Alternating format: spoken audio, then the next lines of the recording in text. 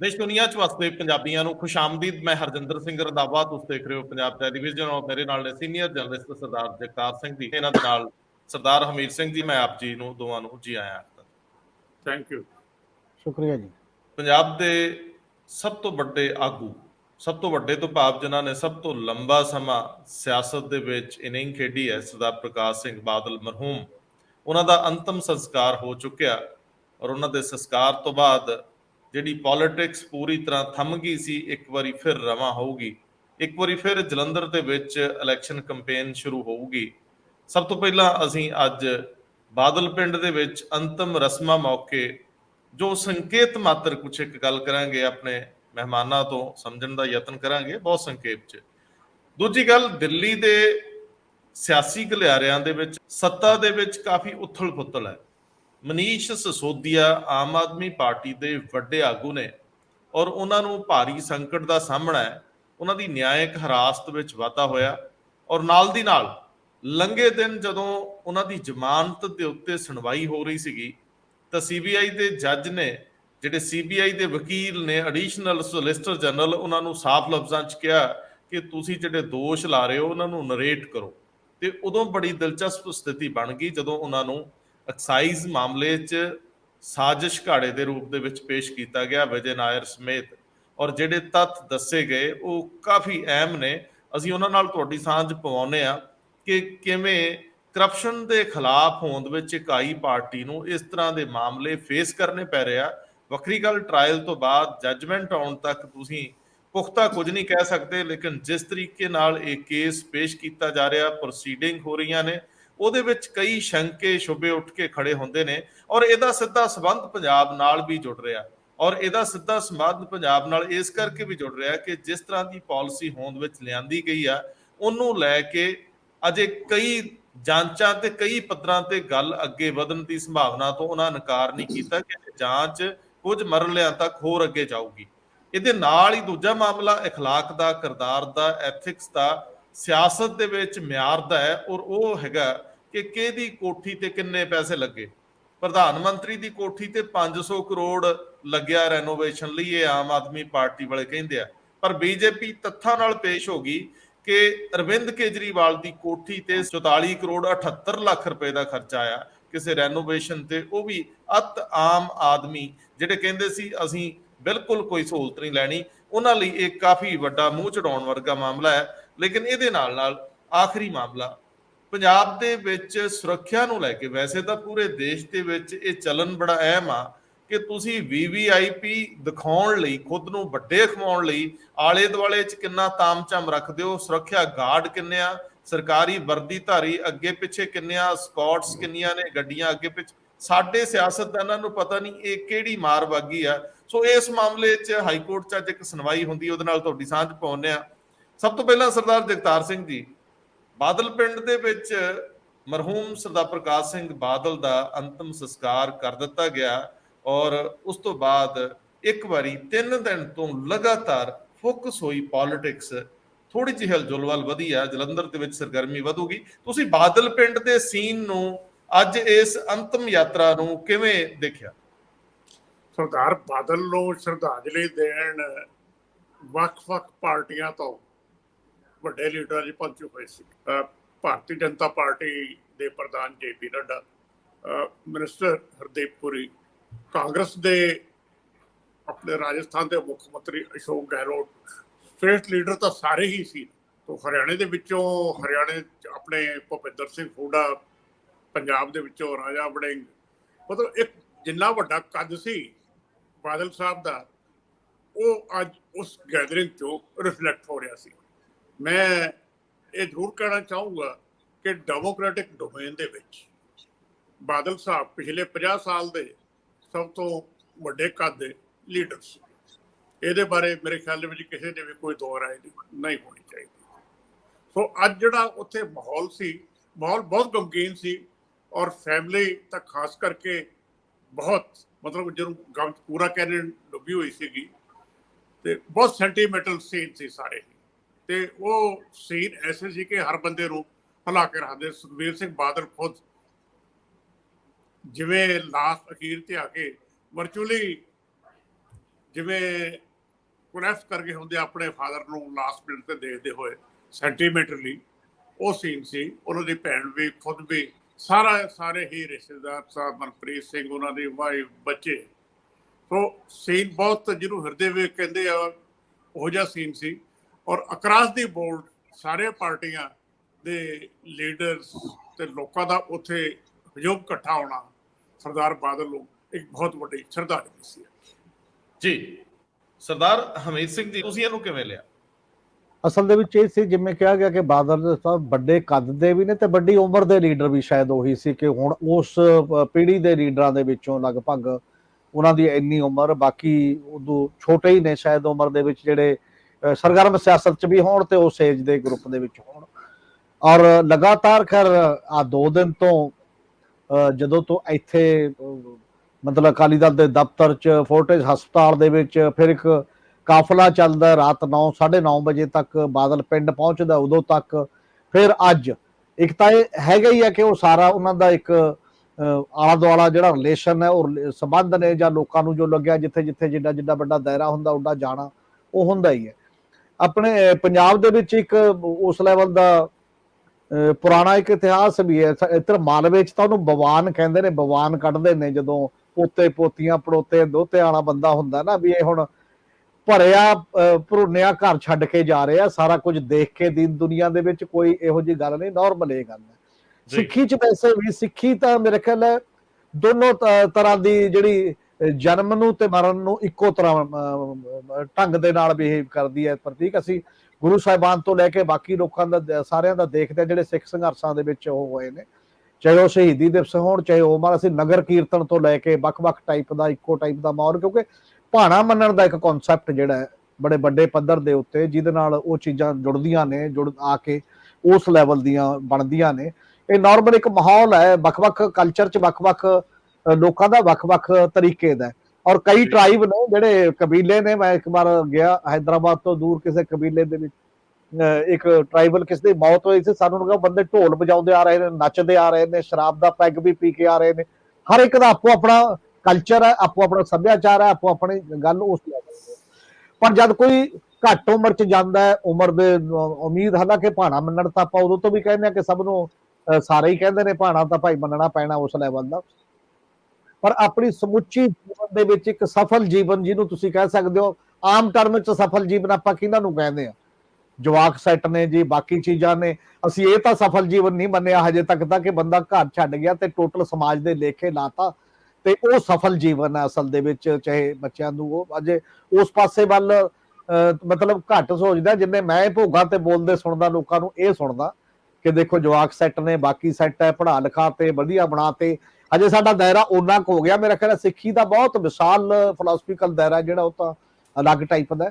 ਪਰ ਇਹ ਸਾਰੇ ਮਾਹੌਲ ਦੇ ਵਿੱਚ ਹੀ ਪ੍ਰਕਾਸ਼ ਸਿੰਘ ਬਾਦਲ ਹੋਣੀ ਆਪਣਾ ਸਾਰਾ ਜੀਵਨ ਜਿਹੜਾ ਮੇਰੇ ਖਿਆਲ ਉਹ ਭੋਗ ਕੇ ਉਸ ਤਰੀਕੇ ਨਾਲ ਗਏ ਨੇ।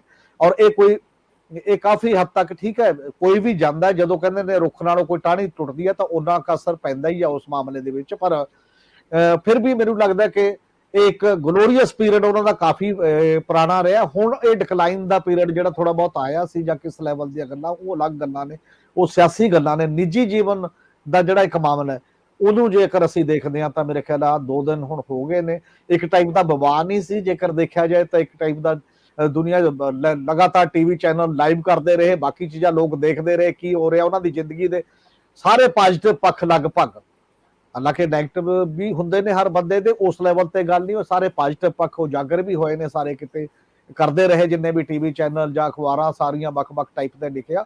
ਇਹੀ ਹੁੰਦਾ ਕਿਸੇ ਬੰਦੇ ਦੀ ਜਾਣ ਦੀ ਹੋਣੀ ਮੇਰੇ ਖਿਆਲ, ਔਰ ਇਸ ਲੈਵਲ ਦਾ ਹੀ ਕੀਤਾ ਗਿਆ ਜੀ। ਸਰਦਾਰ ਜਗਤਾਰ ਸਿੰਘ ਜੀ, ਮੈਂ ਆਪਣੇ ਸ਼ੁਰੂਆਤੀ ਸ਼ਬਦਾਂ ਦੇ ਵਿੱਚ ਇੱਕ ਅਹਿਮ ਮੁੱਦੇ ਤੋਂ ਪਾਸੇ ਦੀ ਲੰਘ ਗਿਆ। ਮੁੱਦਾ ਆਰਐਸਐਸ ਦੀ ਸੋਚ ਵਿੱਚ ਅੰਤਰ ਦਾ ਹੈ, ਕਿਉਂਕਿ ਅਸੀਂ ਗੱਲਾਂ ਸਿਧਾਂਤਕ ਅਕਸਰ ਕਰਦੇ ਹਾਂ ਕਿ ਸਾਡੀਆਂ ਸਾਹਮਣੇ ਦਿਸਦੀਆਂ ਆਰਗੇਨਾਈਜੇਸ਼ਨਸ ਤੋਂ ਪਿਛਲੀਆਂ ਜਿਹੜੀਆਂ ਉਹਨਾਂ ਦੀਆਂ ਥਿੰਕ ਟੈਂਕ ਹੁੰਦੇ ਆ, ਜਿਹੜੇ ਉਹਨਾਂ ਲਈ ਪਿੱਛੇ ਵਰਕ ਕਰਦੇ ਆ, ਉਹ ਜ਼ਿਆਦਾ ਅਹਿਮ ਹੋ ਜਾਂਦੇ ਆ। ਆਰਐਸਐਸ ਇਸ ਦੇਸ਼ ਦੇ ਹੁਣ ਦੇ ਸੱਤਾਧਾਰੀਆਂ ਦੀ ਮਾਂ ਹੈ। ਉਹ ਨਿਰਧਾਰਿਤ ਕਰਦੀ ਹੈ ਕਿ ਸਰਕਾਰ ਨੇ ਕਿਵੇਂ ਕੰਮ ਕਰਨਾ ਔਰ ਭਾਰਤੀ ਜਨਤਾ ਪਾਰਟੀ ਨੇ ਕਿਵੇਂ ਕੰਮ ਕਰਨਾ। ਜੇ ਉਹ ਕੋਈ ਚੇਂਜ ਲਿਆਉਂਦੀ ਆ, ਆਪਣੇ ਨੀਤੀ ਪੈਂਤੜਿਆਂ ਦੇ ਵਿੱਚ ਕੋਈ ਸ਼ਿਫਟ ਲੈ ਕੇ ਆਉਂਦੀ ਹੈ ਤੇ ਉਹਦਾ ਜ਼ਿਕਰ ਕਰਨਾ ਬਣਦਾ ਹੈ। ਮੈਂ ਲੰਬੀ ਗੱਲ ਨਾ ਕਰਾਂ, ਤੁਸੀਂ ਇੱਥੇ ਜਾਓ। ਆਰਐਸਐਸ ਆਪਣੀ ਇਸ ਜਿਹੜਾ ਕੈਂਪ ਸੀ ਜਿਹਦੇ ਵਿੱਚ ਉਹ ਕੁਝ ਨਵੀਂ ਤਰ੍ਹਾਂ ਦੀ ਗੱਲ ਕਰ ਰਹੀ ਹੈ, ਔਰ ਡਿਕਟੇਟ ਕੀਤਾ ਗਿਆ ਕਿ ਹੁਣ ਅਸੀਂ ਹਿੰਦੂਤਵ ਦੀ ਬਜਾਏ ਉਹਨਾਂ ਖੇਤਰਾਂ ਦੇ ਵਿੱਚ ਜਿੱਥੇ ਹਿੰਦੂਤਵ ਨਹੀਂ ਅੱਗੇ ਵਧਾਇਆ ਜਾ ਸਕਦਾ ਉੱਥੇ ਰਾਸ਼ਟਰਵਾਦ ਦੀ ਗੱਲ ਕਰਨੀ ਹੈ। ਇਹਨੂੰ ਅਸੀਂ ਸੰਦਰਭ ਕਿਵੇਂ ਸਮਝੀਏ, ਇਹਦੇ ਅਸਰ ਕਿਹੋ ਜਿਹੇ ਹੋਣ ਵਾਲੇ? ਪੰਜਾਬ ਦਾ ਜਿਹੜਾ ਰਿਲੀਜੀਓ ਪੋਲੀਟੀਕਲ ਡਿਸਕੋਰਸ ਹੈ, ਜਿਹੜੀ ਮੈਂ ਗੱਲ ਵਾਰ-ਵਾਰ ਕਹਿਣਾ ਹੁੰਦਾ, ਉਹ ਸਾਰੇ ਮੁਲਕ ਤੋਂ ਵੱਖਰਾ ਹੈ। ਹਿੰਦੂਤਵਾ ਪੰਜਾਬ ਦੇ ਵਿੱਚ ਚੱਲ ਹੀ ਨਹੀਂ ਸਕਦਾ ਜੀ। ਉਹ ਡਿਸਕੋਰਸ ਜਿਹੜਾ ਸਿੱਖੀ ਦਾ ਡਿਸਕੋਰਸ ਹੈ ਉਹ ਸੈਕੂਲਰ ਹੈ, ਉਹਦੀ ਬੁਨਿਆਦੀ ਸੈਕੂਲਰ ਸਿਧਾਂਤਾਂ ਤੇ ਉਹਦੀ ਸਿੱਧੀ ਕੰਟਰਾਡਿਕਸ਼ਨ ਜੋ ਆਰਐਸਐਸ ਦਾ ਹਿੰਦੂਤਵਾ ਏਜੰਡਾ ਹੈ ਉਹਦੇ ਨਾਲ। ਤੋਂ ਇਹ ਪੰਜਾਬ ਦੇ ਵਿੱਚ ਲਗਾਤਾਰ ਕਨਫੈਡਰੇਸ਼ਨ ਉਦੋਂ ਵੀ ਆਉਂਦੀ ਸੀਗੀ ਜਦੋਂ ਸ਼੍ਰੋਮਣੀ ਅਕਾਲੀ ਦਲ ਦੀ ਬੀਜੇਪੀ ਨਾਲ ਅਲਾਇੰਸ ਸੀ ਤੇ ਗੂੜਾ ਸੰਬੰਧ ਸੀਗਾ। ਜਥੇਦਾਰ ਵੇਦਾਂਤੀ ਨੇ ਆਰਐਸਐਸ ਦੇ ਬਾਈਕਾਟ ਦਾ ਸੱਦਾ ਦਿੱਤਾ ਸੀ, ਅਕਾਲ ਤਖਤ ਦੇ ਜਥੇਦਾਰ ਸੀਗੇ ਉਹ, ਤੇ ਉਹ ਦੋ ਤਿੰਨ ਵਾਰ ਜਿਹੜਾ ਆਰਐਸਐਸ ਦੇ ਅਗੇਂਸਟ ਸਟੈਂਡ ਹੈ ਉਹ ਅਕਾਲ ਤਖਤ ਵੱਲੋਂ ਲਿਆ ਗਿਆ। ਸੋ ਉਹ ਲਗਾਤਾਰ ਇੱਕ ਪ੍ਰੋਸੈਸ ਦਾ ਹਿੱਸਾ ਹੈ। ਮੈਨੂੰ ਲੱਗਦਾ ਕਿ ਹੁਣ ਸੰਘ ਨੂੰ ਇਹ ਰਿਅਲਾਈਜ਼ ਹੋ ਗਿਆ ਕਿ ਜੇ ਪੰਜਾਬ ਦੇ ਵਿੱਚ ਆਪਣੇ ਪੈਰ ਪਸਾਰਨੇ ਹੈ ਤੇ ਆਪਣੇ ਆਪ ਨੂੰ ਨਵੇਂ ਰੂਪ ਦੇ ਵਿੱਚ ਪੇਸ਼ ਕਰਨਾ ਪਏਗਾ। ਮੈਂ ਇਹ ਨਹੀਂ ਕਹਿੰਦਾ ਕਿ ਸੰਘੀਆਂ ਦਾ ਕੋਈ ਦਿਲ ਬਦਲ ਗਿਆ ਜਾਂ ਕੁਝ ਹੋ ਗਿਆ, ਐਸਾ ਨਹੀਂ। ਉਹ ਇੱਕ ਸਟ੍ਰੈਟਜੀ ਦਾ ਹਿੱਸਾ ਉਹਨਾਂ ਦਾ ਹੋ ਸਕਦਾ ਹੈ ਕਿ ਪੰਜਾਬ ਦੇ ਵਿੱਚ ਜਿਹੜੀ ਭਾਰਤੀਤਾ ਜਾਂ ਜਿਹਨੂੰ ਰਾਸ਼ਟਰਵਾਦ ਕਹਿੰਦੇ ਆ ਉਹ ਲੈ ਕੇ ਚੱਲਿਆ ਜਾਵੇ। ਜੋ ਅਸੀਂ ਲਗਾਤਾਰ ਇੱਕ ਨੈਰੇਟਿਵ ਲੈ ਕੇ ਚੱਲੇ ਹਾਂ ਕਿ ਅਸੀਂ ਹਿੰਦੁਸਤਾਨ ਦੀ ਆਜ਼ਾਦੀ ਵਾਸਤੇ ਦੇਸ਼ ਵਿੱਚ ਸਭ ਤੋਂ ਜ਼ਿਆਦਾ ਕੁਰਬਾਨੀ ਕੀਤੀ। ਹੁਣ ਇੱਕ ਨੈਰੇਟਿਵ ਹੋਰ ਚੱਲਦਾ ਹੁੰਦਾ ਹੈ ਕਿ ਸਰਹੱਦਾਂ ਤੇ ਸਭ ਤੋਂ ਜ਼ਿਆਦਾ ਜਵਾਨ ਪੰਜਾਬ ਦੇ ਸ਼ਹੀਦ ਹੋ ਰਹੇ। ਉਹ ਕਹਿੰਦੇ ਵੀ ਗੁਜਰਾਤ ਵਾਲੇ ਤਾਂ ਪੈਸੇ ਬਣਾਉਂਦੇ ਆ ਤੇ ਪੰਜਾਬ ਵਾਲੇ ਸ਼ਹੀਦ ਹੁੰਦੇ ਆ। ਸੋ ਜਿਹੜੀ ਪੰਜਾਬ ਦੀ ਇਹ ਸਾਈਕੀ ਹੈ ਜੀ, ਜਿਹੜੀ ਰਾਸ਼ਟਰਵਾਦ ਦੇ ਵਿੱਚ ਜਿਹੜੀਆਂ ਜੜ੍ਹਾਂ ਹੈਗੀਆਂ, ਉਹ ਮੈਨੂੰ ਲੱਗਦਾ ਕਿ ਉਸ ਏਜੰਡੇ ਨੂੰ ਲੈ ਕੇ ਚੱਲੇ ਹੋਏ ਆ। ਇਸ ਸੰਦਰਭ ਦੇ ਵਿੱਚ ਮੈਂ ਅੱਜ ਜਿਹੜੀ ਡਿਵੈਲਪਮੈਂਟ ਹੋਰ ਹੋਈ ਹੈ ਕਿ ਸੰਘ ਨੇ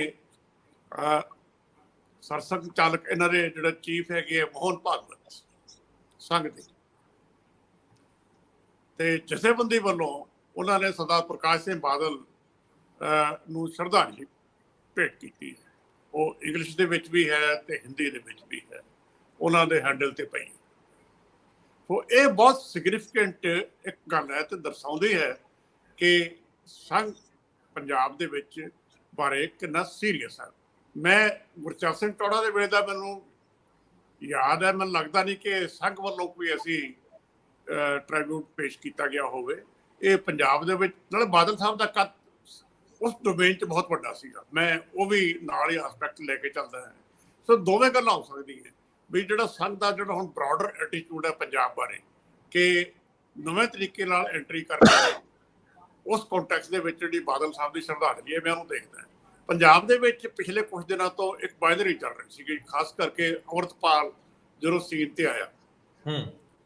ਉਹ ਕਹਿੰਦਾ ਵੀ ਜਿਹੜੇ ਸੰਘ ਵਾਲੇ ਹਿੰਦੂਤਵਾ ਮੰਗਦੇ ਆ ਉਹ ਹਿੰਦੂਆਂ ਦੀ ਗੱਲ ਕਰਦਾ, ਜੇ ਹਿੰਦੂਤਵਾ ਦੀ ਗੱਲ ਕਰਦੇ ਆ ਤੇ ਸਿੱਖ ਖਾਲਿਸਤਾਨ ਦੀ ਗੱਲ ਕਿਉਂ ਨਹੀਂ ਕਰਨਗੇ। ਸੋ ਇਹ ਪੰਜਾਬ ਦੇ ਵਿੱਚ ਨਾਲ ਹੀ ਪੈਰਲਲ ਇੱਕ ਨੈਰੇਟਿਵ ਸੈੱਟ ਹੋ ਜਾਂਦਾ ਹੈ ਜਦੋਂ ਹਿੰਦੂਤਵਾ ਦੀ ਗੱਲ ਕਰੀਏ। ਇਹ ਪੈਰਲਲ ਨੈਰੇਟਿਵ ਹਿੰਦੁਸਤਾਨ ਦੀ ਕਿਸੇ ਹੋਰ ਸਟੇਟ ਦੇ ਵਿੱਚ ਸੈੱਟ ਨਹੀਂ ਹੁੰਦਾ।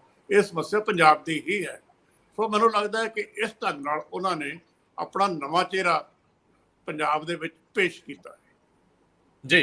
ਸਰਦਾਰ ਹਮੀਰ ਸਿੰਘ ਜੀ, ਪੱਤਰਕਾਰਾਂ ਦੇ ਉਸ ਸਮੂਹ ਨੂੰ ਜਿਹੜਾ ਜਿਹਦੇ ਚ ਕਾਫੀ ਸੀਨੀਅਰ ਲੋਕ ਸੀਗੇ, ਜਦੋਂ ਪ੍ਰਕਾਸ਼ ਸਿੰਘ ਬਾਦਲ ਨੂੰ ਕੁਝ ਸਾਲ ਪਹਿਲਾਂ ਉਹਨਾਂ ਦੇ ਜਨਮ ਦਿਨ ਤੇ ਵਧਾਈ ਦੇਣ ਜਾਂਦਾ ਹੈ ਤੇ ਉਹਦੇ ਵਿੱਚ ਜੇ ਉਹਨਾਂ ਨੂੰ ਪੁੱਛਿਆ ਜਾਂਦਾ ਜਦੋਂ ਕਿ ਤੁਸੀਂ ਜੇਕਰ ਪ੍ਰਤਾਪ ਸਿੰਘ ਕੈਰੋਂ ਦਾ ਜ਼ਿਕਰ ਕਰਨਾ ਹੋਵੇ ਵਿਕਾਸ ਪੁਰਸ਼ ਵਜੋਂ, ਜੇਕਰ ਲਛਮਣ ਸਿੰਘ ਗਿੱਲ ਦਾ ਲਿੰਕ ਰੋਡਸ ਦਾ ਜਾਲ ਵਿਛਾਇਆ ਤੇ ਪੰਜਾਬੀ ਦੀਆਂ ਗੱਲਾਂ, ਜੇਕਰ ਅੱਗੇ ਆ ਜਾਈਏ ਬੇਅੰਤ ਸਿੰਘ ਦਾ ਮਾਮਲਾ ਜਾਂ ਬਾਕੀ ਉਹਨਾਂ ਸਾਰਿਆਂ ਦੇ ਨਾਂ ਨਾਲ ਕੁਝ ਨਾ ਕੁਝ ਜੁੜਦਾ। ਤੁਹਾਨੂੰ ਕਿਸ ਨਾਂ ਨਾਲ ਯਾਦ ਕੀਤਾ ਜਾਵੇ, ਤੁਸੀਂ ਕੀ ਸੋਚਦੇ ਹੋ? ਤੇ ਉਹ ਜ਼ਿਕਰ ਕਰਦੇ ਆ ਕਿ ਜਿਹੜਾ ਭਾਈਚਾਰਕ ਸਾਂਝ ਹੈ, ਮੈਂ ਚਾਹੁੰਦਾ ਹੈ ਕਿ ਮੈਨੂੰ ਇਸ ਗੱਲ ਨਾਲ ਯਾਦ ਕੀਤਾ ਜਾਵੇ ਕਿ ਮੇਰੇ ਪੀਰੀਅਡ ਦੇ ਵਿੱਚ ਕਮਿਊਨਲ ਹਾਰਮਨੀ ਜਿਹੜੀ ਹੈ ਉਹ ਬੜੀ ਮਜ਼ਬੂਤ ਹੋਈ ਹੈ ਧਾਰਾ, ਜਿਹੜੀ ਸਦਭਾਵਨਾ ਦੀ ਗੱਲ ਹੈ।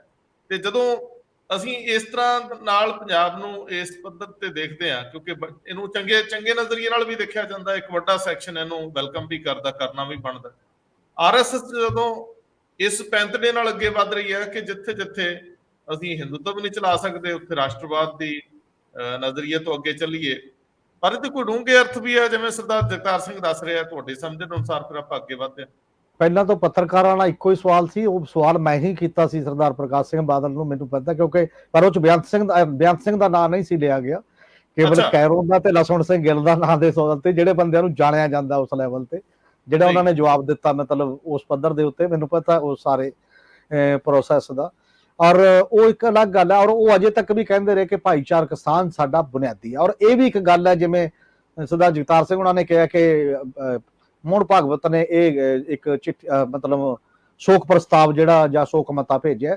ਸਰਦਾਰ ਪ੍ਰਕਾਸ਼ ਸਿੰਘ ਬਾਦਲ ਨੇ, ਮੈਨੂੰ ਨਹੀਂ ਲੱਗਦਾ ਮੈਂ ਉਹਨਾਂ ਦਾ ਕਦੇ ਬਿਆਨ ਦੇਖਿਆ ਪੂਰੀ ਜ਼ਿੰਦਗੀ ਚ, ਮੇਰੇ ਤੋਂ ਇੱਧਰ ਉੱਧਰ ਹੋ ਗਿਆ ਹੋਵੇ, ਮੈਨੂੰ ਨਹੀਂ ਪਤਾ ਕਦੇ ਆਰਐਸਐਸ ਨੂੰ ਕਾਊਂਟਰ ਕੀਤਾ ਹੋਵੇ ਕਿ ਇਹ ਜਥੇਬੰਦੀ ਸਿੱਖੀ ਦੇ ਵਿੱਚ ਦਖਲ ਦੇ ਰਹੀ ਹੈ ਐਜ ਏ ਉਸ ਲੈਵਲ ਦੀ ਗੱਲ।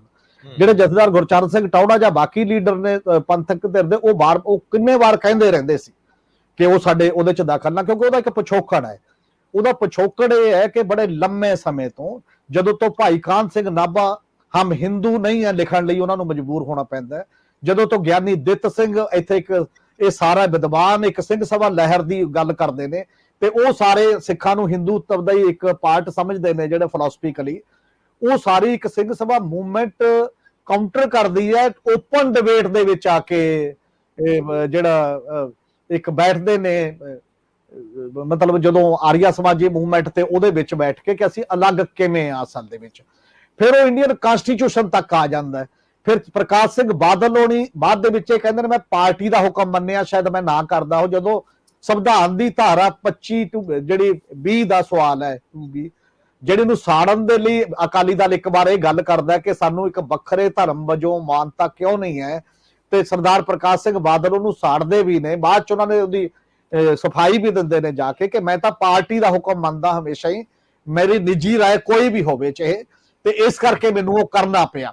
ਮਤਲਬ ਮੈਨੂੰ ਇਹ ਲੱਗਿਆ ਸੀ ਕਿ ਜਦੋਂ ਸਫਾਈ ਦੇ ਰਹੇ ਸੀ ਤਾਂ ਉਹਨਾਂ ਦਾ ਅੰਦਰ ਇਹ ਕਹਿ ਰਿਹਾ ਸੀ ਕਿ ਮੈਂ ਉਹਦੇ ਨਾਲ ਸਹਿਮਤ ਨਹੀਂ ਸੀ, ਮੈਂ ਇੱਕ ਹੁਕਮ ਮੰਨਿਆ ਪਾਰਟੀ ਦਾ ਤੇ ਮੈਂ ਉਸ ਪਾਸੇ ਨਹੀਂ ਸੀ। ਇਸੇ ਕਰਕੇ ਜਿਹੜਾ ਫਿਲਾਸਫੀਕਲ ਔਰ ਆਈਡੀਓਲੋਜੀਕਲ ਗੱਲ ਹੈ ਸਿੱਖੀ ਦੀ, ਉਹ ਬਿਲਕੁਲ ਹੀ ਹਿੰਦੂਤਵੀ ਏਜੰਡੇ ਨਾਲ ਮੈਚ ਕਰ ਹੀ ਨਹੀਂ ਸਕਦੀ, ਕਿਉਂਕਿ ਉਹਦੀ ਬੁਨਿਆਦੀ ਫਿਲਾਸਫੀ ਜਿਹੜੀ ਹੈ ਉਹ ਕਾਸਟ ਦੇ ਖਿਲਾਫ ਹੈ। ਹਿੰਦੂਤਵ ਕਾਸਟ ਪੈਟਰਨ ਦੀ ਉਹਦੀ ਬੁਨਿਆਦ ਹੈ ਅਸਲ ਦੇ ਵਿੱਚ। ਉਹ ਬੁੱਤ ਪੂਜਾ ਦੇ ਖਿਲਾਫ ਹੈ ਤੇ ਇਹਦੀ ਬੁੱਤ ਪੂਜਾ ਉਹਦੀ ਬੁਨਿਆਦ ਹੈ ਜਿਹੜੀ ਗੁਰੂ ਨਾਨਕ ਸਾਹਿਬ ਦਾ ਜਿਹੜਾ ਇੱਕ ਫੰਡਾਮੈਂਟਲ ਕੁਐਸਚਨ ਨੇ ਜਿਹੜੇ ਜਿੱਥੋਂ ਸ਼ੁਰੂ ਹੁੰਦੇ ਨੇ ਜਿਹੜੀ ਸਿੱਖ ਫਿਲਾਸਫੀ ਦੇ ਵਿੱਚ, ਉਹ ਬਿਲਕੁਲ ਫਿਲਾਸਫੀਕਲ ਅਲੱਗ ਹੈ। ਇਹ ਠੀਕ ਹੈ ਪ੍ਰੈਕਟਿਸ ਦੇ ਵਿੱਚ ਬੰਦਿਆਂ ਨੂੰ ਕਿੰਨੀ ਫਿਲਾਸਫੀ ਕਿੰਨਾ ਕਰਨਾ ਕਿੰਨਾ ਨਹੀਂ, ਪਰ ਇਹਦਾ ਮਤਲਬ ਇਹ ਨਹੀਂ ਹੈ ਕਿ ਉਹ ਲਾ ਕੇ ਨਹੀਂ ਖਾਂਦੇ। ਉੱਥੋਂ ਮਿਲਦੀ ਹੈ ਸਾਨੂੰ ਸਿੱਖੀ ਦਾ ਇੱਕ ਵੱਡਪਣ ਉਸ ਪੱਧਰ ਦੇ ਉੱਤੇ, ਜਦੋਂ ਗੁਰੂ ਤੇਗ ਬਹਾਦਰ ਸਾਹਿਬ ਕਸ਼ਮੀਰੀ ਪੰਡਤਾਂ ਲਈ ਵੀ ਜਾਂਦੇ ਨੇ ਵੀ ਅਸੀਂ ਜਨੇਊ ਦੇ ਭਾਵੇਂ ਖਿਲਾਫ ਆ, ਕਾਸਟ ਦੇ ਖਿਲਾਫ ਆ, ਤੁਹਾਡੀ ਫਿਲਾਸਫੀ ਕੋਈ ਵੀ ਹੋਵੇ, ਪਰ ਤੁਹਾਡੇ ਤੇ ਵੀ ਜੇਕਰ ਕੋਈ ਜ਼ੁਲਮ ਕਰੂ, ਹਮਲਾ ਕਰੂਗਾ ਤਾਂ ਅਸੀਂ ਮਤਲਬ ਸਿਰ ਵਾਰਨ ਤੱਕ ਵੀ ਤਿਆਰ ਆ ਤੁਹਾਡੇ ਆਗੂ ਬਣ ਕੇ। ਤੇ ਦਿੱਲੀ ਦੇ ਵਿੱਚ ਗਏ ਚਾਂਦਨੀ ਚੌਕ ਦੇ ਵਿੱਚ, ਇਹ ਵੱਡਾਪਣ ਹੁੰਦਾ ਕਿ ਤੁਹਾਡੇ ਨਾਲ ਸਹਿਮਤੀ ਅਸਹਿਮਤੀ ਅਲੱਗ ਹੈ। ਜੇ ਸਹਿਮਤੀ ਦਾ ਪੁੜਾ ਕਿਤੇ ਆਉਣਾ ਹੈ ਪੰਜਾਬ ਦੇ ਵਿੱਚ ਤਾਂ ਉਹ ਇਹ ਆਉਣਾ ਹੈ, ਇਹ ਮੰਨ ਕੇ ਕਿ ਤੁਹਾਡੀ ਫਿਲਾਸਫੀ ਦੇ ਵਿੱਚ ਜਾਨ ਹੈ, ਅਸੀਂ ਉਹਦੇ ਚ ਦਖਲ ਅੰਦਾਜ਼ੀ ਨਹੀਂ ਦਿੰਦੇ। ਪਰ ਕਿਉਂਕਿ ਹਾਲਾਤ, ਜਦੋਂ ਆਪਾਂ ਹੁਣ ਇੱਕ ਸਟੇਟ ਚ ਰਹਿੰਦੇ ਆ, ਇੱਕ ਭਾਈਚਾਰੇ ਚ ਰਹਿਣਾ ਓਵਰਆਲ, ਤਾਂ ਇਹ ਭਾਈਚਾਰਕ ਇੱਕ ਸਾਂਝ ਹੈ ਉਸ ਪੱਧਰ ਦੀ। ਸ਼ਾਇਦ ਇਹੀ ਫਿਲਾਸਫੀ ਹੈ ਜਿਹਦੇ ਕਰਕੇ ਦਰਬਾਰ ਸਾਹਿਬ ਤੇ ਹਮਲਾ ਵੀ ਹੋ ਜਾਂਦਾ, ਦਿੱਲੀ ਚ ਸਿੱਖ ਕਤਲੇਆਮ ਵੀ ਹੋ ਜਾਂਦਾ ਤੇ ਉਦੋਂ ਬਾਅਦ ਸਾਰਾ ਕੁਝ ਵਾਪਰਦਾ, ਪਰ ਪੰਜਾਬ ਦੀ ਧਰਤੀ ਤੇ ਫਿਰਕੂ ਦੰਗਾ ਨਹੀਂ ਹੁੰਦਾ। ਇਹ ਨਹੀਂ ਕਿ ਕੋਈ ਹਿੰਦੂਆਂ ਨੂੰ ਸਿੱਖ ਮਾਰਨ ਪੈ ਜਾਂਦੇ ਨੇ ਜੇ ਬਾਕੀ। ਔਰ ਇਹਦੀ ਅਸਫਲਤਾ ਇੱਕੋ ਇੱਕ 47 ਹੈ, ਇੱਕ ਅਪਵਾਦ, ਜਿਹਦੇ 47 ਚ ਆਪਸਦਾਰੀ ਚ ਅਸੀਂ ਵੱਢਣ ਟੁੱਕਣ ਲੱਗ ਗਏ, ਉਦੋਂ ਬਾਅਦ ਆਪਸ ਦੇ ਵਿੱਚ ਮਾਰੇ ਬੰਦੇ। ਇਸ ਲਈ ਸਭ ਤੋਂ ਗੂੜਾ ਜਿਹੜਾ ਕੁਐਸਚਨ ਹੈ, ਔਰ ਮੈਨੂੰ ਲੱਗਦਾ ਜਦੋਂ ਛੇੜਛਾੜ ਜੀ ਥੋੜੀ ਜੀ ਹੁੰਦੀ ਹੈ ਸਗੋਂ ਜ਼ਿਆਦਾ ਵੱਡਾ ਰਿਐਕਸ਼ਨ ਆਉਂਦਾ ਹੈ ਉਹ ਸਾਰੇ ਮਾਮਲੇ ਦੇ ਵਿੱਚ, ਵੀ ਨਹੀਂ ਜੀ ਅਸੀਂ ਤੁਹਾਡਾ ਪਾਰਟ ਨਹੀਂ ਆ, ਤੁਹਾਡਾ ਪਾਰਟ ਨਹੀਂ। ਬੜੀ ਵਾਰ ਆਰਐਸਐਸ ਨੇ ਕਹਿ ਵੀ ਦਿੱਤਾ ਸੀ ਤੁਹਾਨੂੰ ਮੰਨਦੇ ਆ ਹੁਣ, ਮਤਲਬ ਤੁਸੀਂ ਅਲੱਗ ਹੈਗੇ ਹੋ ਤੇ ਅਲੱਗ ਧਰਮ ਹੋ, ਔਰ ਓਪਨਲੀ ਆਇਆ ਵੀ ਹੈ। ਪਰ ਜਿਹੜਾ ਇਹ ਤਰੀਕਾਕਾਰ ਹੁੰਦਾ ਫਿਰ ਇਹਦੇ ਚ ਇਹਦਾ ਮਤਲਬ ਆਰਐਸਐਸ ਦਾ ਇੱਕ ਗੱਲ ਤਾਂ ਹੈ, ਕ੍ਰੈਡਿਟ ਵੀ ਦੇਣਾ ਬਣਦਾ ਉਹਨੂੰ, ਤੇ ਇਹ ਖਤਰਨਾਕ ਵੀ ਗੱਲ ਹੈ। ਦੋਨੇ ਚੀਜ਼ਾਂ ਨੇ, ਉਹ ਆਪਣੇ ਉਦੇਸ਼ ਤੇ ਆਪਣਾ ਨਿਸ਼ਾਨਾ ਹੈ ਨਾ, ਉਹਦੇ ਪ੍ਰਤੀ ਜਿੰਨੀ ਪ੍ਰਤੀਬੱਧਤਾ ਉਹਦੇ ਕੋਲ ਹੈ, ਸ਼ਾਇਦ ਸਾਡੇ ਕੰਟਰੀ ਚ ਹੋਰ ਕੋਈ ਇਹੋ ਜਿਹੀ ਸਮਾਜਿਕ ਪੋਲੀਟੀਕਲ ਫੋਰਸ ਨਹੀਂ ਬਚੀ ਜਿਹੜੀ ਆਪਣੇ ਨਿਸ਼ਾਨੇ ਨੂੰ ਸਹੀ ਦਿੱਤਾ ਹੈ। ਜੇ ਐ ਪੂਰਾ ਨਹੀਂ ਹੁੰਦਾ ਐਵੇਂ ਕਰ ਲਓ, ਐਵੇਂ ਨਹੀਂ ਪੂਰਾ ਹੁੰਦਾ ਐ ਕਰ ਲਓ, ਮਤਲਬ ਚਾਹੇ ਰਸਤੇ ਜਿੰਨੇ ਮਰਜ਼ੀ ਬਦਲ ਲਓ, ਸਾਡਾ ਨਿਸ਼ਾਨਾ ਜਿਹੜਾ ਉਹ ਹੈ ਜਿਹੜੇ ਨੂੰ ਅਸੀਂ ਲੈ ਕੇ ਚੱਲਦੇ ਆ। ਤੇ ਉਹਨਾਂ ਦੇ ਟੱਕਰੇ ਦੇ ਲਈ ਤੇ ਉਹਨਾਂ ਦੇ ਬਾਕੀ ਦੀਆਂ ਜਿਹੜੀਆਂ ਗੱਲਾਂ ਲਈ ਜੇ ਪੰਜਾਬ ਦੇ ਵਿੱਚ ਰਾਸ਼ਟਰਵਾਦ ਦੇ ਨਾਂ ਤੇ ਵੀ ਆਉਂਦੇ ਨੇ, ਸਿੱਖੀ ਦਾ ਵੀ ਇੱਕ ਬੜਾ ਇਸ਼ੂ, ਹਾਲਾਂਕਿ ਇਹ ਹੈ ਕਿ ਬਾਰ-ਬਾਰ ਇਹ ਕਹਿੰਦੇ ਨੇ ਵੀ ਰਾਸ਼ਟਰ ਲਈ ਅਸੀਂ ਕੁਰਬਾਨੀਆਂ ਬਹੁਤ ਕੀਤੀਆਂ ਆਬਾਦੀ ਦੇ ਲਿਹਾਜ਼ ਨਾਲ। ਜੇਕਰ ਆਪਾਂ ਦੇਖੀਏ, ਚਾਹੇ ਉਹ ਕਾਲੇ ਪਾਣੀ ਦਾ ਸਵਾਲ ਹੋਵੇ, ਚਾਹੇ ਉਹ ਉਮਰ ਕੈਦਾਂ ਦਾ ਸਵਾਲ ਹੋਵੇ, ਚਾਹੇ ਉਹ ਫਾਂਸੀ ਚੜਨ ਦਾ ਸਵਾਲ ਹੋਵੇ, ਚਾਹੇ ਉਹ ਜੰਗਾਂ ਦਾ ਸਵਾਲ ਹੋਵੇ, ਤੇ ਹੁਣ ਬਾਰ-ਬਾਰ ਕਹਿਣਾ ਪੈ ਰਿਹਾ ਕਿਉਂ ਬਾਕੀ ਦੇ ਬੰਦਿਆਂ ਨੂੰ, ਜਥੇਦਾਰ ਅਕਾਲ ਤਖਤ ਤੋਂ ਲੈ ਕੇ ਸਭ ਨੂੰ, ਕਿ ਅਸੀਂ ਬਾਰ-ਬਾਰ ਕਿਹਨੂੰ ਦੱਸੀ ਜਾਈਏ, ਲਾਇਸੈਂਸ ਲੈਣ ਲਈ ਜਾਈਏ ਕਿ ਤੁਸੀਂ ਦੇਸ਼ ਭਗਤ ਨਹੀਂ ਹੋ, ਤੁਸੀਂ ਦੇਸ਼ ਭਗਤ ਹੈਗੇ ਹੋ। ਥੋੜੇ ਜਿਹੇ ਗੱਲ ਤੇ ਇੱਕ ਪੰਗਾ ਖੜਾ ਹੋ ਜਾਂਦਾ ਉਹ ਸਾਰੇ ਦੇ ਸਾਰੇ ਮਾਮਲੇ ਦੇ ਉੱਤੇ ਲਿਆ ਕੇ। ਇਸ ਕਰਕੇ ਬਹੁਤ ਸੰਵੇਦਨਸ਼ੀਲ ਮਾਮਲਾ ਹੈ ਇਹ, ਰਾਸ਼ਟਰਵਾਦ ਦਾ ਲਵਾਦਾ ਅਪਣਾਓ ਜਾਂ ਹਿੰਦੂਤਵ ਦਾ ਲਵਾਦਾ, ਇਹ ਉਹਦੇ ਨਾਲ ਸੋਲੂਸ਼ਨ ਨਹੀਂ ਹੈ। ਸੋਲੂਸ਼ਨ ਡਾਇਵਰਸਿਟੀ ਨੂੰ ਪ੍ਰਵਾਨ ਕਰਨ ਦੇ ਵਿੱਚ ਹੈ, ਬਨਸਵੰਨਤਾ ਨੂੰ ਪ੍ਰਵਾਨ ਕਰਨ ਦੇ ਵਿੱਚ ਹੈ, ਔਰ ਉਹ ਬਨਸਵੰਨਤਾ ਪ੍ਰਵਾਨ ਰਹੇਗੀ, ਆਪੋ ਆਪਣੇ ਪੱਧਰ ਦੇ ਉੱਤੇ ਗੁਲਦਸਤਾ ਬਣੇਗਾ। ਉਹ ਗੁਲਦਸਤਾ ਹੀ ਰਾਸ਼ਟਰੀ ਕਿਸੇ ਰਾਸ਼ਟਰ ਦਾ ਵੀ ਬਿਹਤਰ ਪ੍ਰਤੀਕ ਹੋ ਸਕਦਾ ਹੈ। ਰੌਲਾ ਹੁਣ ਕੇਵਲ ਇਹ ਹੈ ਸਾਡੇ ਸਾਹਮਣੇ, ਦੋ ਧਾਰਾਵਾਂ ਨੇ ਦੁਨੀਆ 'ਚ ਵੀ ਸਾਡੇ ਦੇਸ਼ 'ਚ ਵੀ, ਕਿ ਸੈਂਟਰਲਾਈਜੇਸ਼ਨ ਆਫ ਪਾਵਰ ਨਾਲ ਦੇਸ਼ ਸੁਖੀ ਤੇ ਇਕੱਠੇ ਰਹਿੰਦੇ ਨੇ, ਜਾਂ ਡਾਇਵਰਸਿਟੀ ਨੂੰ ਮੰਨ ਕੇ ਡੀਸੈਂਟਰਲਾਈਜ਼ ਔਰ ਫੈਡਰਲ ਸਟਰਕਚਰ ਦੇ ਵਿੱਚ ਦੇਸ਼ ਚੰਗੇ ਸੁਖੀ ਤੇ ਚੰਗੇ ਰਹਿੰਦੇ ਨੇ। ਇਹ ਦੋ ਧਾਰਾਵਾਂ ਨੇ, ਦੋਨਾਂ ਤੇ ਸਮਾਜਿਕ ਆਰਥਿਕ ਸਿਆਸੀ ਖੇਤਰ 'ਚ ਡਿਬੇਟ ਪਹਿਲਾਂ ਵੀ ਹੋ ਰਹੀ ਹੈ ਤੇ ਅੱਗੇ ਵੀ ਚੱਲਦੀ ਰਹਿਣੀ ਹੈ ਕਿਸੇ ਨਾ ਕਿਸੇ ਰੂਪ 'ਚ। ਇਹ ਅੱਛੀ ਗੱਲ ਹੈ ਜੇ ਚੱਲੇ, ਪਰ ਇਹ ਚੱਲਦੀ ਨਹੀਂ ਹੈ। ਜਿਹਦੀ ਸੱਤਾ ਉਹਦੇ ਅਨੁਸਾਰ ਸਾਰੇ ਮੰਚ ਤੁਰ ਪੈਂਦੇ ਆ, ਤੇ ਜਿਹੜੇ ਨਹੀਂ ਤੁਰਦੇ ਫਿਰ ਉਹਨਾਂ ਨੂੰ ਉਹਨਾਂ ਦੀ ਥਾਂ ਦਿਖਾਤੀ ਜਾਂਦੀ ਹੈ। ਆਪਾਂ ਚੱਲਦੇ ਆ ਦੋ ਮਰਹਲਿਆਂ ਦੇ ਵਿੱਚ, ਦੋ ਇੱਕੋ ਜਿਹੇ ਮੁੱਦੇ ਲੈਂਦੇ ਆ। ਸਿਆਸਤ ਦੇ ਵਿੱਚ ਅਖਲਾਕ ਔਰ ਨੈਤਿਕਤਾ, ਐਥਿਕਸ, ਸਾਡਾ ਕਾਰ ਵਿਹਾਰ, ਸਾਡੇ ਅਮਲ, ਸਾਡੀ ਸੋਚ, ਸਾਡੇ ਦਾਅਵੇ, ਇਹਨਾਂ ਸਾਰਿਆਂ ਦੇ ਵਿੱਚ ਅੰਤਰ ਕਿਉਂ ਵੱਧਦਾ ਜਾਂਦਾ? ਸਰਦਾਰ ਜਗਤਾਰ ਸਿੰਘ ਜੀ, ਅੱਜ ਦਿੱਲੀ ਦੇ ਵਿੱਚ ਐਕਸਾਈਜ਼ ਨੂੰ ਲੈ ਕੇ ਇੱਕ ਮਾਰਾਮਾਰੀ ਜੀ ਚੱਲੀ ਜਾਂਦੀ ਹੈ, ਔਰ ਇਹ ਕਾਫੀ 2-3 ਮਹੀਨਿਆਂ ਤੋਂ ਹੀ ਚੱਲ ਰਹੀ ਹੈ। ਇਹਦੇ ਵਿੱਚ ਸ਼ੁਰੂਆਤੀ ਦਿਨਾਂ ਦੇ ਵਿੱਚ ਸੀਬੀਆਈ ਨੇ ਜਿਹੜਾ ਕੇਸ ਦਰਜ ਕੀਤਾ ਸੀ, ਉਹਦੇ ਵਿੱਚ ਮਨੀਸ਼ ਸਿਸੋਦੀਆ ਜਿਹੜੇ ਦਿੱਲੀ ਦੇ ਲਗਭਗ ਮੁੱਖ ਮੰਤਰੀ ਸੀਗੇ, ਕੇਜਰੀਵਾਲ ਸਾਹਿਬ ਨੇ ਤਾਂ ਕੋਈ ਪੋਰਟਫੋਲੀਓ ਲਿਆ ਨਹੀਂ, ਸੋ ਇਹ ਏਡੇ ਅਹਿਮ ਵਿਅਕਤੀ ਦਾ ਉਸ FIR ਦੇ ਵਿੱਚ ਪਹਿਲੇ ਨੰਬਰ ਤੇ ਨਾਂ ਸੀ। ਲੇਕਿਨ ਪਹਿਲੀਆਂ ਚਾਰਜਸ਼ੀਟ ਦੇ ਵਿੱਚ ਸਿਸੋਦੀਆ ਦਾ ਨਾਂ ਹੈ ਨਹੀਂ ਸੀ। ਫਿਰ ਉਹਨਾਂ ਨੂੰ ਗ੍ਰਿਫਤਾਰ ਕੀਤਾ ਜਾਂਦਾ, ਫਿਰ ਉਹਦੇ ਤੇ ਈਡੀ ਵੀ ਆਪਣੇ ਕੇਸ ਅੱਗੇ ਤੋਰ ਦਿੰਦੀ ਹੈ।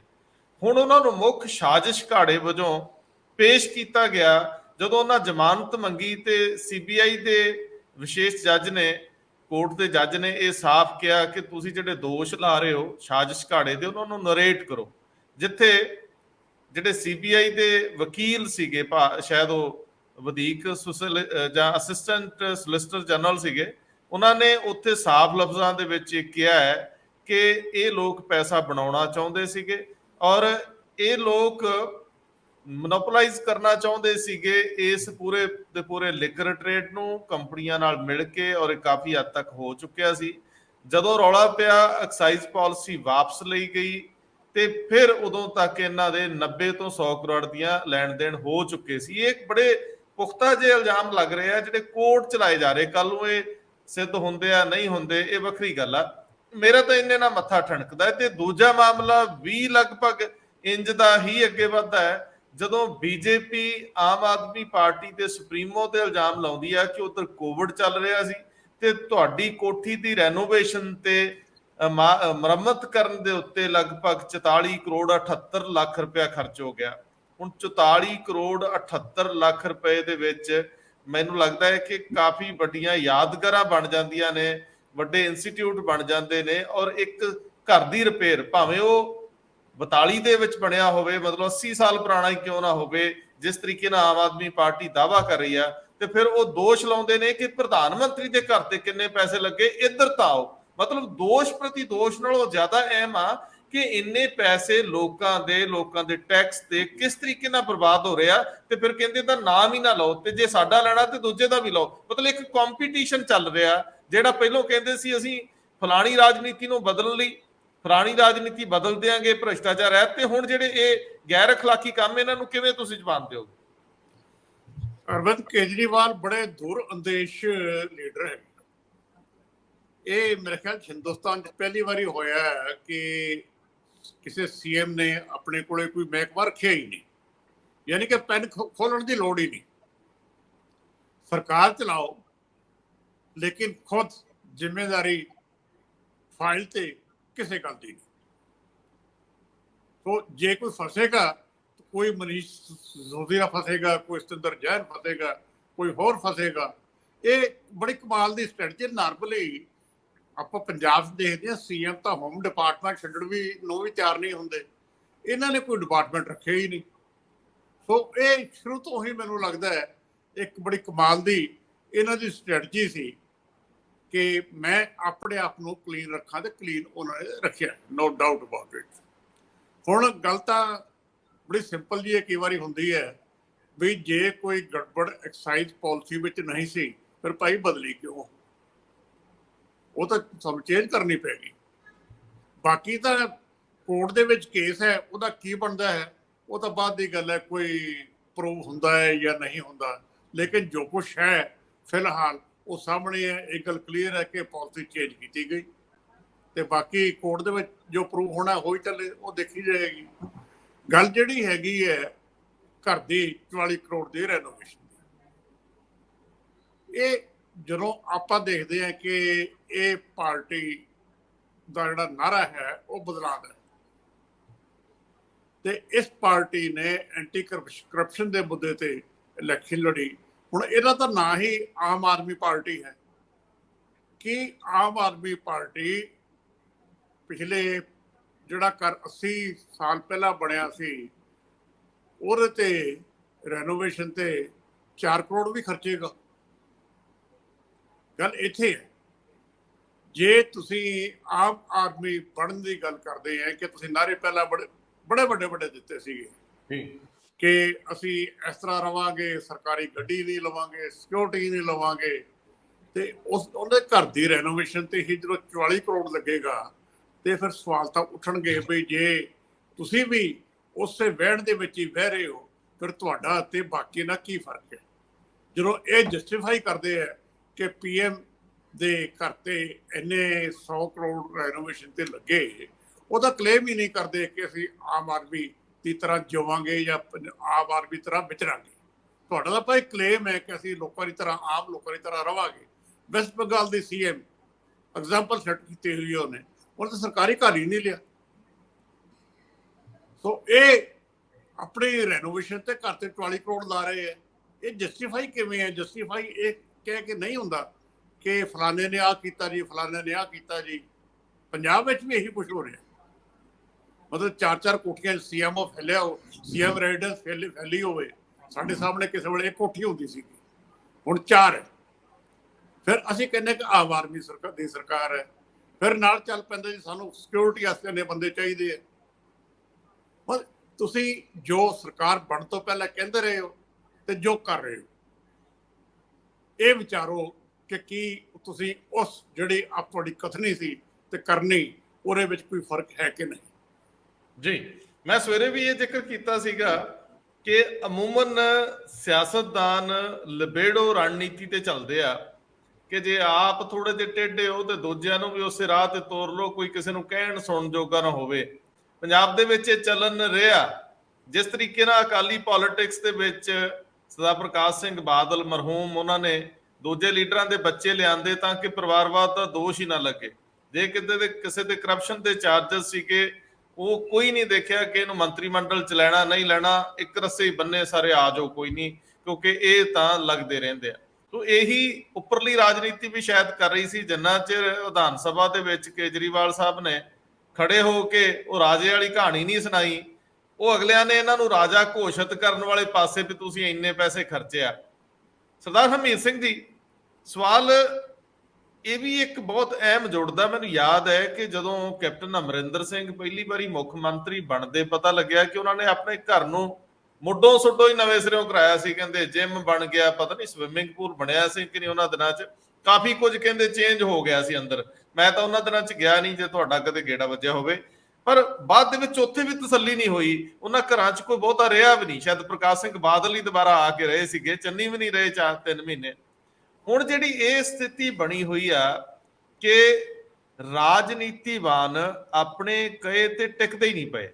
ਕੇਜਰੀਵਾਲ ਸਾਹਿਬ ਨੇ ਪੂਰੇ ਦੇਸ਼ ਵਿੱਚ ਰਾਜਨੀਤੀ ਕਰਨ ਲਈ ਕੱਟੜ ਇਮਾਨਦਾਰੀ ਦਾ ਇੱਕ ਸਲੋਗਨ ਪੇਸ਼ ਕੀਤਾ, ਕੱਟੜ ਇਮਾਨਦਾਰੀ ਦਾ। ਉਸ ਤੋਂ ਪਹਿਲਾਂ ਚਲੋ ਲੋਕਪਾਲ ਦੀ ਗੱਲ ਤੇ ਅਸੀਂ ਕਈ ਵਾਰੀ ਕਰ ਚੁੱਕੇ ਹਾਂ, ਲੇਕਿਨ ਜਿਹੜੀ ਕੱਟੜ ਇਮਾਨਦਾਰੀ ਹੈ ਉਹ ਕੀ, ਇਹਦੇ ਵਿੱਚ ਕੋਈ ਭ੍ਰਿਸ਼ਟਾਚਾਰ ਤਾਂ ਦਿਸਦਾ ਹੀ ਨਹੀਂ। ਸਰਕਾਰ ਦਾ ਪੈਸਾ ਸਰਕਾਰੀ ਘਰ ਤੇ ਲੱਗਿਆ, ਤੁਸੀਂ ਕਹੋ ਜੀ ਮੈਂ ਕੀ, ਮੈਂ ਤਾਂ 4 ਦਿਨ ਲਈਆ, ਮੇਰੇ ਤੋਂ ਬਾਅਦ ਅਗਲੇ ਸੀਐਮ ਨੇ ਵਰਤਣਾ, ਉਸ ਤੋਂ ਬਾਅਦ ਅਗਲੇ ਨੇ ਵਰਤਣਾ। ਇਹ ਤਾਂ ਇੱਕ ਅਸੀਂ ਤਾਂ ਇਹ ਕੀਤਾ ਜੀ, ਇਹਦੇ ਵਿੱਚ ਕੁਝ ਵੀ ਗਲਤ ਨਹੀਂ, ਟਰਾਂਸਪੇਰੈਂਟ ਹੈ ਜੀ, ਮਹਿਕਮੇ ਨੇ ਕੀਤਾ। ਪਰ ਫਿਰ ਵੀ ਪਬਲਿਕ ਦਾ ਪੈਸਾ ਉਹ ਕਿਸੇ ਹੋਰ ਚੀਜ਼ ਤੇ ਵੀ ਲੱਗ ਸਕਦਾ ਸੀ। ਸੋ ਇਹਨੂੰ ਜ਼ੁਬਾਨ ਦਿਓ ਕਿ ਇੱਥੇ اخلاق ਨਾਲ ਜੁੜੀ ਇੱਕ ਕਰਪਸ਼ਨ, ਉਹਨੂੰ ਕਿਸ ਖਾਤੇ 'ਚ ਰੱਖੀਏ।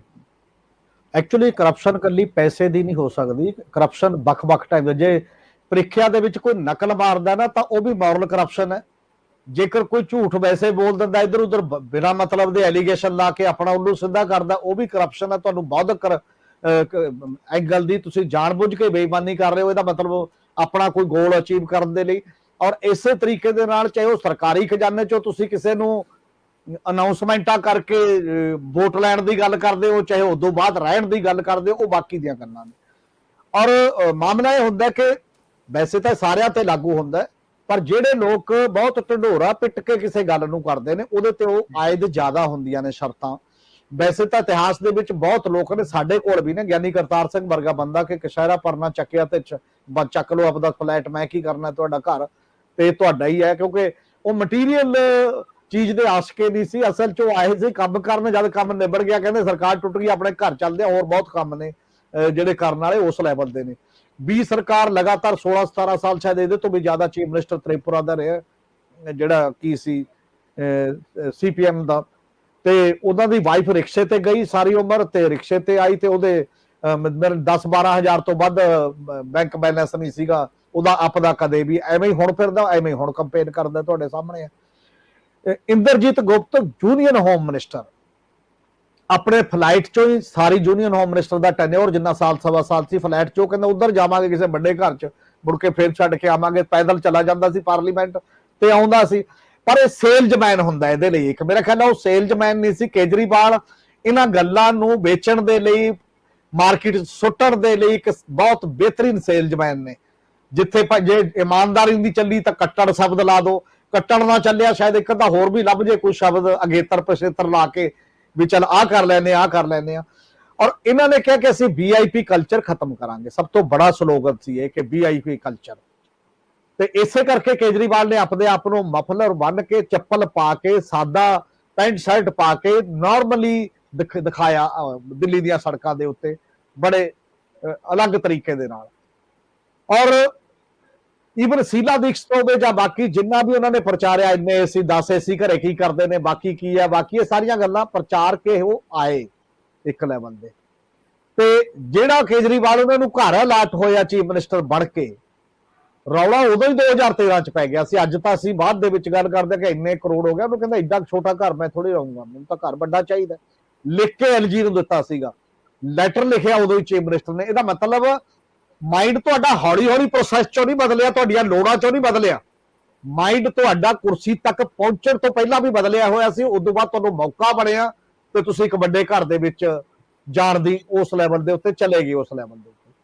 ਤੇ ਉਹ ਵੈਗਨਾਰ ਕਦੋਂ ਛੁੱਟ ਗਈ ਇਹ ਪਤਾ ਹੀ ਨਹੀਂ ਲੱਗਿਆ। ਜਿਹੜੀ ਵੈਗਨਾਰ ਸੀ ਵੀ ਆਪਾਂ ਤਾਂ ਉਹਦੇ 'ਚ ਹੀ ਚੱਲਣਾ, ਤੇ ਆਪਾਂ ਸਿੰਪਲ ਚੱਲਦੇ ਹੁੰਦੇ ਆ। ਚੀਫ ਮਿਨਿਸਟਰ ਥੋੜੇ ਜਿਹੇ ਦਿਨ ਚੱਲੀ ਵੈਗਨਾਰ ਚੀਫ ਮਿਨਿਸਟਰ ਬਣ ਕੇ ਵੀ, ਪਰ ਉਹ ਚੱਲ ਗਈ। ਇਹ ਅਲੱਗ ਗੱਲ ਹੈ ਜੇ ਪੁਲਿਸ ਤੁਹਾਡੇ ਕੰਟਰੋਲ 'ਚ ਨਹੀਂ। ਪੁਲਿਸ ਦਾ ਜਲਵਾ ਜਿਹੜੀ ਪੰਜਾਬ ਵਾਲੀ ਆਈ ਸੀ ਉਹ ਦਿਖਾਉਣ ਲੱਗੇ ਸੀ। ਕਦੇ ਤਜਿੰਦਰ ਬੱਗੇ ਦਾ ਮਾਮਲਾ, ਕਦੇ ਮਤਲਬ ਅਲਕਾ ਲਾਂਬਾ ਦਾ ਮਾਮਲਾ, ਕਦੇ ਵੱਖ-ਵੱਖ ਟਾਈਪ ਦੇ ਜਿਹੜੇ ਮਾਮਲੇ ਆਏ ਸੀ, ਉਹਦੇ 'ਚ ਵੀ ਪਤਾ ਲੱਗ ਗਿਆ ਸੀ। ਹਾਂ, ਹੁਣ ਸਵਾਲ ਕੇਵਲ ਇਹ ਹੈ ਕਿ ਤੁਸੀਂ ਕਹਿ ਰਹੇ ਹੋ ਇੱਕ ਵੀ ਇਹ ਅਸਲ ਦੇ ਵਿੱਚ PWD ਨੇ ਦੱਸਿਆ ਕਿ 42 ਦਾ ਬਣਿਆ ਘਰ ਸੀ, ਇਹਨੂੰ ਠੀਕ ਕਰਨਾ ਸੀ। ਮੈਂ ਕਿਤੇ ਪੜ੍ਹ ਰਿਹਾ ਸੀ, ਕਿਸੇ ਕੋ ਕਹਿੰਦੇ ਵੀ ਕੋਈ ਇੰਜੀਨੀਅਰ ਦੱਸੇ ਕਿ ਜਿਹੜਾ ਘਰ ਸਾਰਾ ਢਹਿਣ ਵਾਲਾ ਹੋਵੇ 42 ਦਾ, ਜਿਹਦੀਆਂ ਕੰਧਾਂ ਨਿਉਆਂ ਹੀ ਖਤਮ ਹੋ ਗਈਆਂ ਹੋਣ, ਉਹ ਕੰਧਾਂ ਰੈਨੋਵੇਸ਼ਨ ਨਾਲ 45 ਕਰੋੜ ਚਾਹੇ ਠੀਕ ਹੋ ਜਾਂਦਾ, ਉਹਦਾ ਘਰ ਢਾਹ ਕੇ ਉਦੋਂ ਬੈਟਰ ਘਰ ਜਿੱਥੇ ਮਰਜ਼ੀ ਬਣਾ ਲਓ। ਤੇ ਜੇਕਰ ਉਹ ਵੀ ਕਿਸੇ ਨੇ ਕਰਨਾ ਹੋਵੇ ਇਹੋ ਜਿਹਾ ਤਰੀਕੇ ਦਾ ਵੀ, ਔਰ ਉਹ ਕੇਵਲ ਲੌਜਿਕ ਇਹੋ ਜਿਹਾ ਜਿਹੜਾ ਲੌਜਿਕ ਕਿਸੇ ਦੇ ਹਜਮ ਨਹੀਂ ਆ ਰਿਹਾ ਕਿਸੇ ਵੀ ਬੰਦੇ ਦੇ ਉਸ ਪੱਧਰ ਦੇ ਉੱਤੇ। ਹੁਣ ਉਹ 45 ਕਰੋੜ ਦੇ ਲਗਭਗ ਤੁਹਾਡੇ ਕੋਲ ਇੱਕ ਗੱਲ ਹੈ, ਇਹ ਐਥਿਕਸ ਦਾ ਸਵਾਲ ਹੈ, ਮੋਰਾਲਿਟੀ ਦਾ ਸਵਾਲ ਹੈ। ਔਰ ਕੋਈ ਦੱਸ ਰਿਹਾ ਸੀ ਫਿਗਰ, ਕੱਲ ਮੈਂ ਸੁਣਿਆ ਵੀ ਕਹਿੰਦੇ 7000 ਮੁਹੱਲਾ ਕਲੀਨਿਕ ਹੋਰ ਬਣਦੀਆਂ ਜੀ ਤੁਹਾਡੀਆਂ ਜੇ ਇਹੀ ਗੱਲ ਕਰ ਲੈਂਦੇ, ਇੰਨੇ ਫਲਾਨਾ ਬਣਦਾ, ਇੰਨਾ ਫਲਾਨਾ ਬਣਦਾ, ਤੇ ਉਹ ਸਾਰੀਆਂ ਚੀਜ਼ਾਂ ਜੇਕਰ ਹੋਰ ਥਾਂ ਹੀ ਲਾ ਲੈਂਦੇ ਤਾਂ ਇਹਦੇ ਨਾਲ ਆ ਚੀਜ਼ਾਂ ਬਣਨੀਆਂ ਸੀ, ਤੇ ਇਹਦੀ ਬਜਾਏ ਨਾ ਉਹ ਕਰਦੇ। ਹੁਣ ਕੀ ਹੈ ਕਿ ਸਾਡਾ ਕੱਲਾ ਉਹਦਾ ਅਸਰ ਉੱਥੇ ਨਹੀਂ ਪੈਣਾ ਜੀ, ਇਹ ਵੀ ਉਹਦੇ ਚ ਇੱਕ ਫਿਗਰ ਹੈ ਕਿ 15 ਮਤਲਬ ਉਸੇ ਘਰ ਚ 15 ਟਾਇਲਟਸ ਬਣੇ ਨੇ, 15 ਕਿਸੇ ਘਰ ਚ ਜਿੱਥੇ 3 ਬੰਦੇ ਰਹਿੰਦੇ ਹੋਣ, 4 ਬੰਦੇ ਪਰਿਵਾਰਕ ਮੈਂਬਰ, ਬਾਕੀ ਉੱਥੇ ਬਾਕੀ ਵੀ ਤੁਸੀਂ ਲਾ ਲਓ 4 ਮੁਲਾਜ਼ਮ, ਕੈਂਪ ਆਫਿਸ ਵੀ ਬਣਾ ਲਓ ਉਹਨੂੰ, ਜੇ ਚੀਫ ਮਿਨਿਸਟਰ ਨੇ ਉਹਦੇ ਚੋਂ ਵੀ ਕੰਮ ਕਰਨਾ ਹੈ ਤਾਂ 15 ਦੀ ਤਾਂ ਕੋਈ, ਮੈਨੂੰ ਲੱਗਦਾ ਕਿਤੇ ਨਾ ਕਿਤੇ ਇਹ ਪਬਲਿਕ ਟਾਇਲਟਸ ਨੇ ਜਿੱਥੇ ਜਾ ਕੇ ਬਾਕੀ ਬਣਦਾ ਸਾਰਾ ਕੁਝ। ਇਹ ਬਹੁਤ ਛੋਟੀ ਚੀਜ਼ ਆ, ਹਾਲਾਂਕਿ 2 ਤੋਂ 2.5 ਲੱਖ ਖਰਚ ਆਇਆ ਇੱਕ ਕਿਤੇ, ਉਹ 26 ਲੱਖ ਰੁਪਇਆ ਖਰਚ ਆਇਆ ਕਹਿੰਦੇ ਉਹਦੇ ਤੇ ਵੀ, ਪਰ ਬਹੁਤ ਵੱਡਾ ਕੁਐਸਚਨ ਅਗਲਾ ਪੁੱਛੂਗਾ ਕਿ ਕਿਸੇ ਘਰ 'ਚ ਵੀ ਹੁੰਦਾ ਤੇ ਤਾਂ ਨਹੀਂ ਕਿਤੇ ਨਜ਼ਰ ਆਉਂਦਾ ਹੁੰਦਾ ਉਸ ਲੈਵਲ ਦੇ ਉੱਤੇ। ਔਰ ਇਹਦਾ ਜਵਾਬ ਮੇਰੇ ਖਿਆਲ ਨਾਲ ਰਿਐਲਿਟੀ 'ਚ ਦੇਣਾ ਚਾਹੀਦਾ। ਉਸ ਤੋਂ ਬਾਅਦ ਪੰਜਾਬ 'ਚ ਆ ਜੋ ਤੁਹਾਡੇ ਤੋਂ ਸਿੱਖਦੇ ਨੇ, ਤੁਸੀਂ ਬਹੁਤ ਸੋ ਜਿਹੋ ਜਿਹੇ ਰੋਲ ਮਾਡਲ ਹੁੰਦੇ ਨੇ ਉਸੇ ਲੈਵਲ ਦੇ ਉੱਤੇ। ਪੰਜਾਬ ਦੇ ਚੀਫ ਮਿਨਿਸਟਰ ਕੋਲ ਕਿੰਨੇ ਘਰ ਨੇ ਪੰਜਾਬ ਦੇ ਵਿੱਚ ਸਰਕਾਰੀ ਤੌਰ ਤੇ, ਉਹਨੇ ਨਾਂ ਤੇ ਕਿੰਨੀਆਂ ਲਈਆਂ ਹੋਈਆਂ ਕੋਠੀਆਂ, ਇੱਕ ਥੋੜੀ ਹੁੰਦੀ ਹੈ, ਬਾਕੀ ਦੀਆਂ ਕਿਤੇ ਹੋਰ ਕਰ ਲਓ।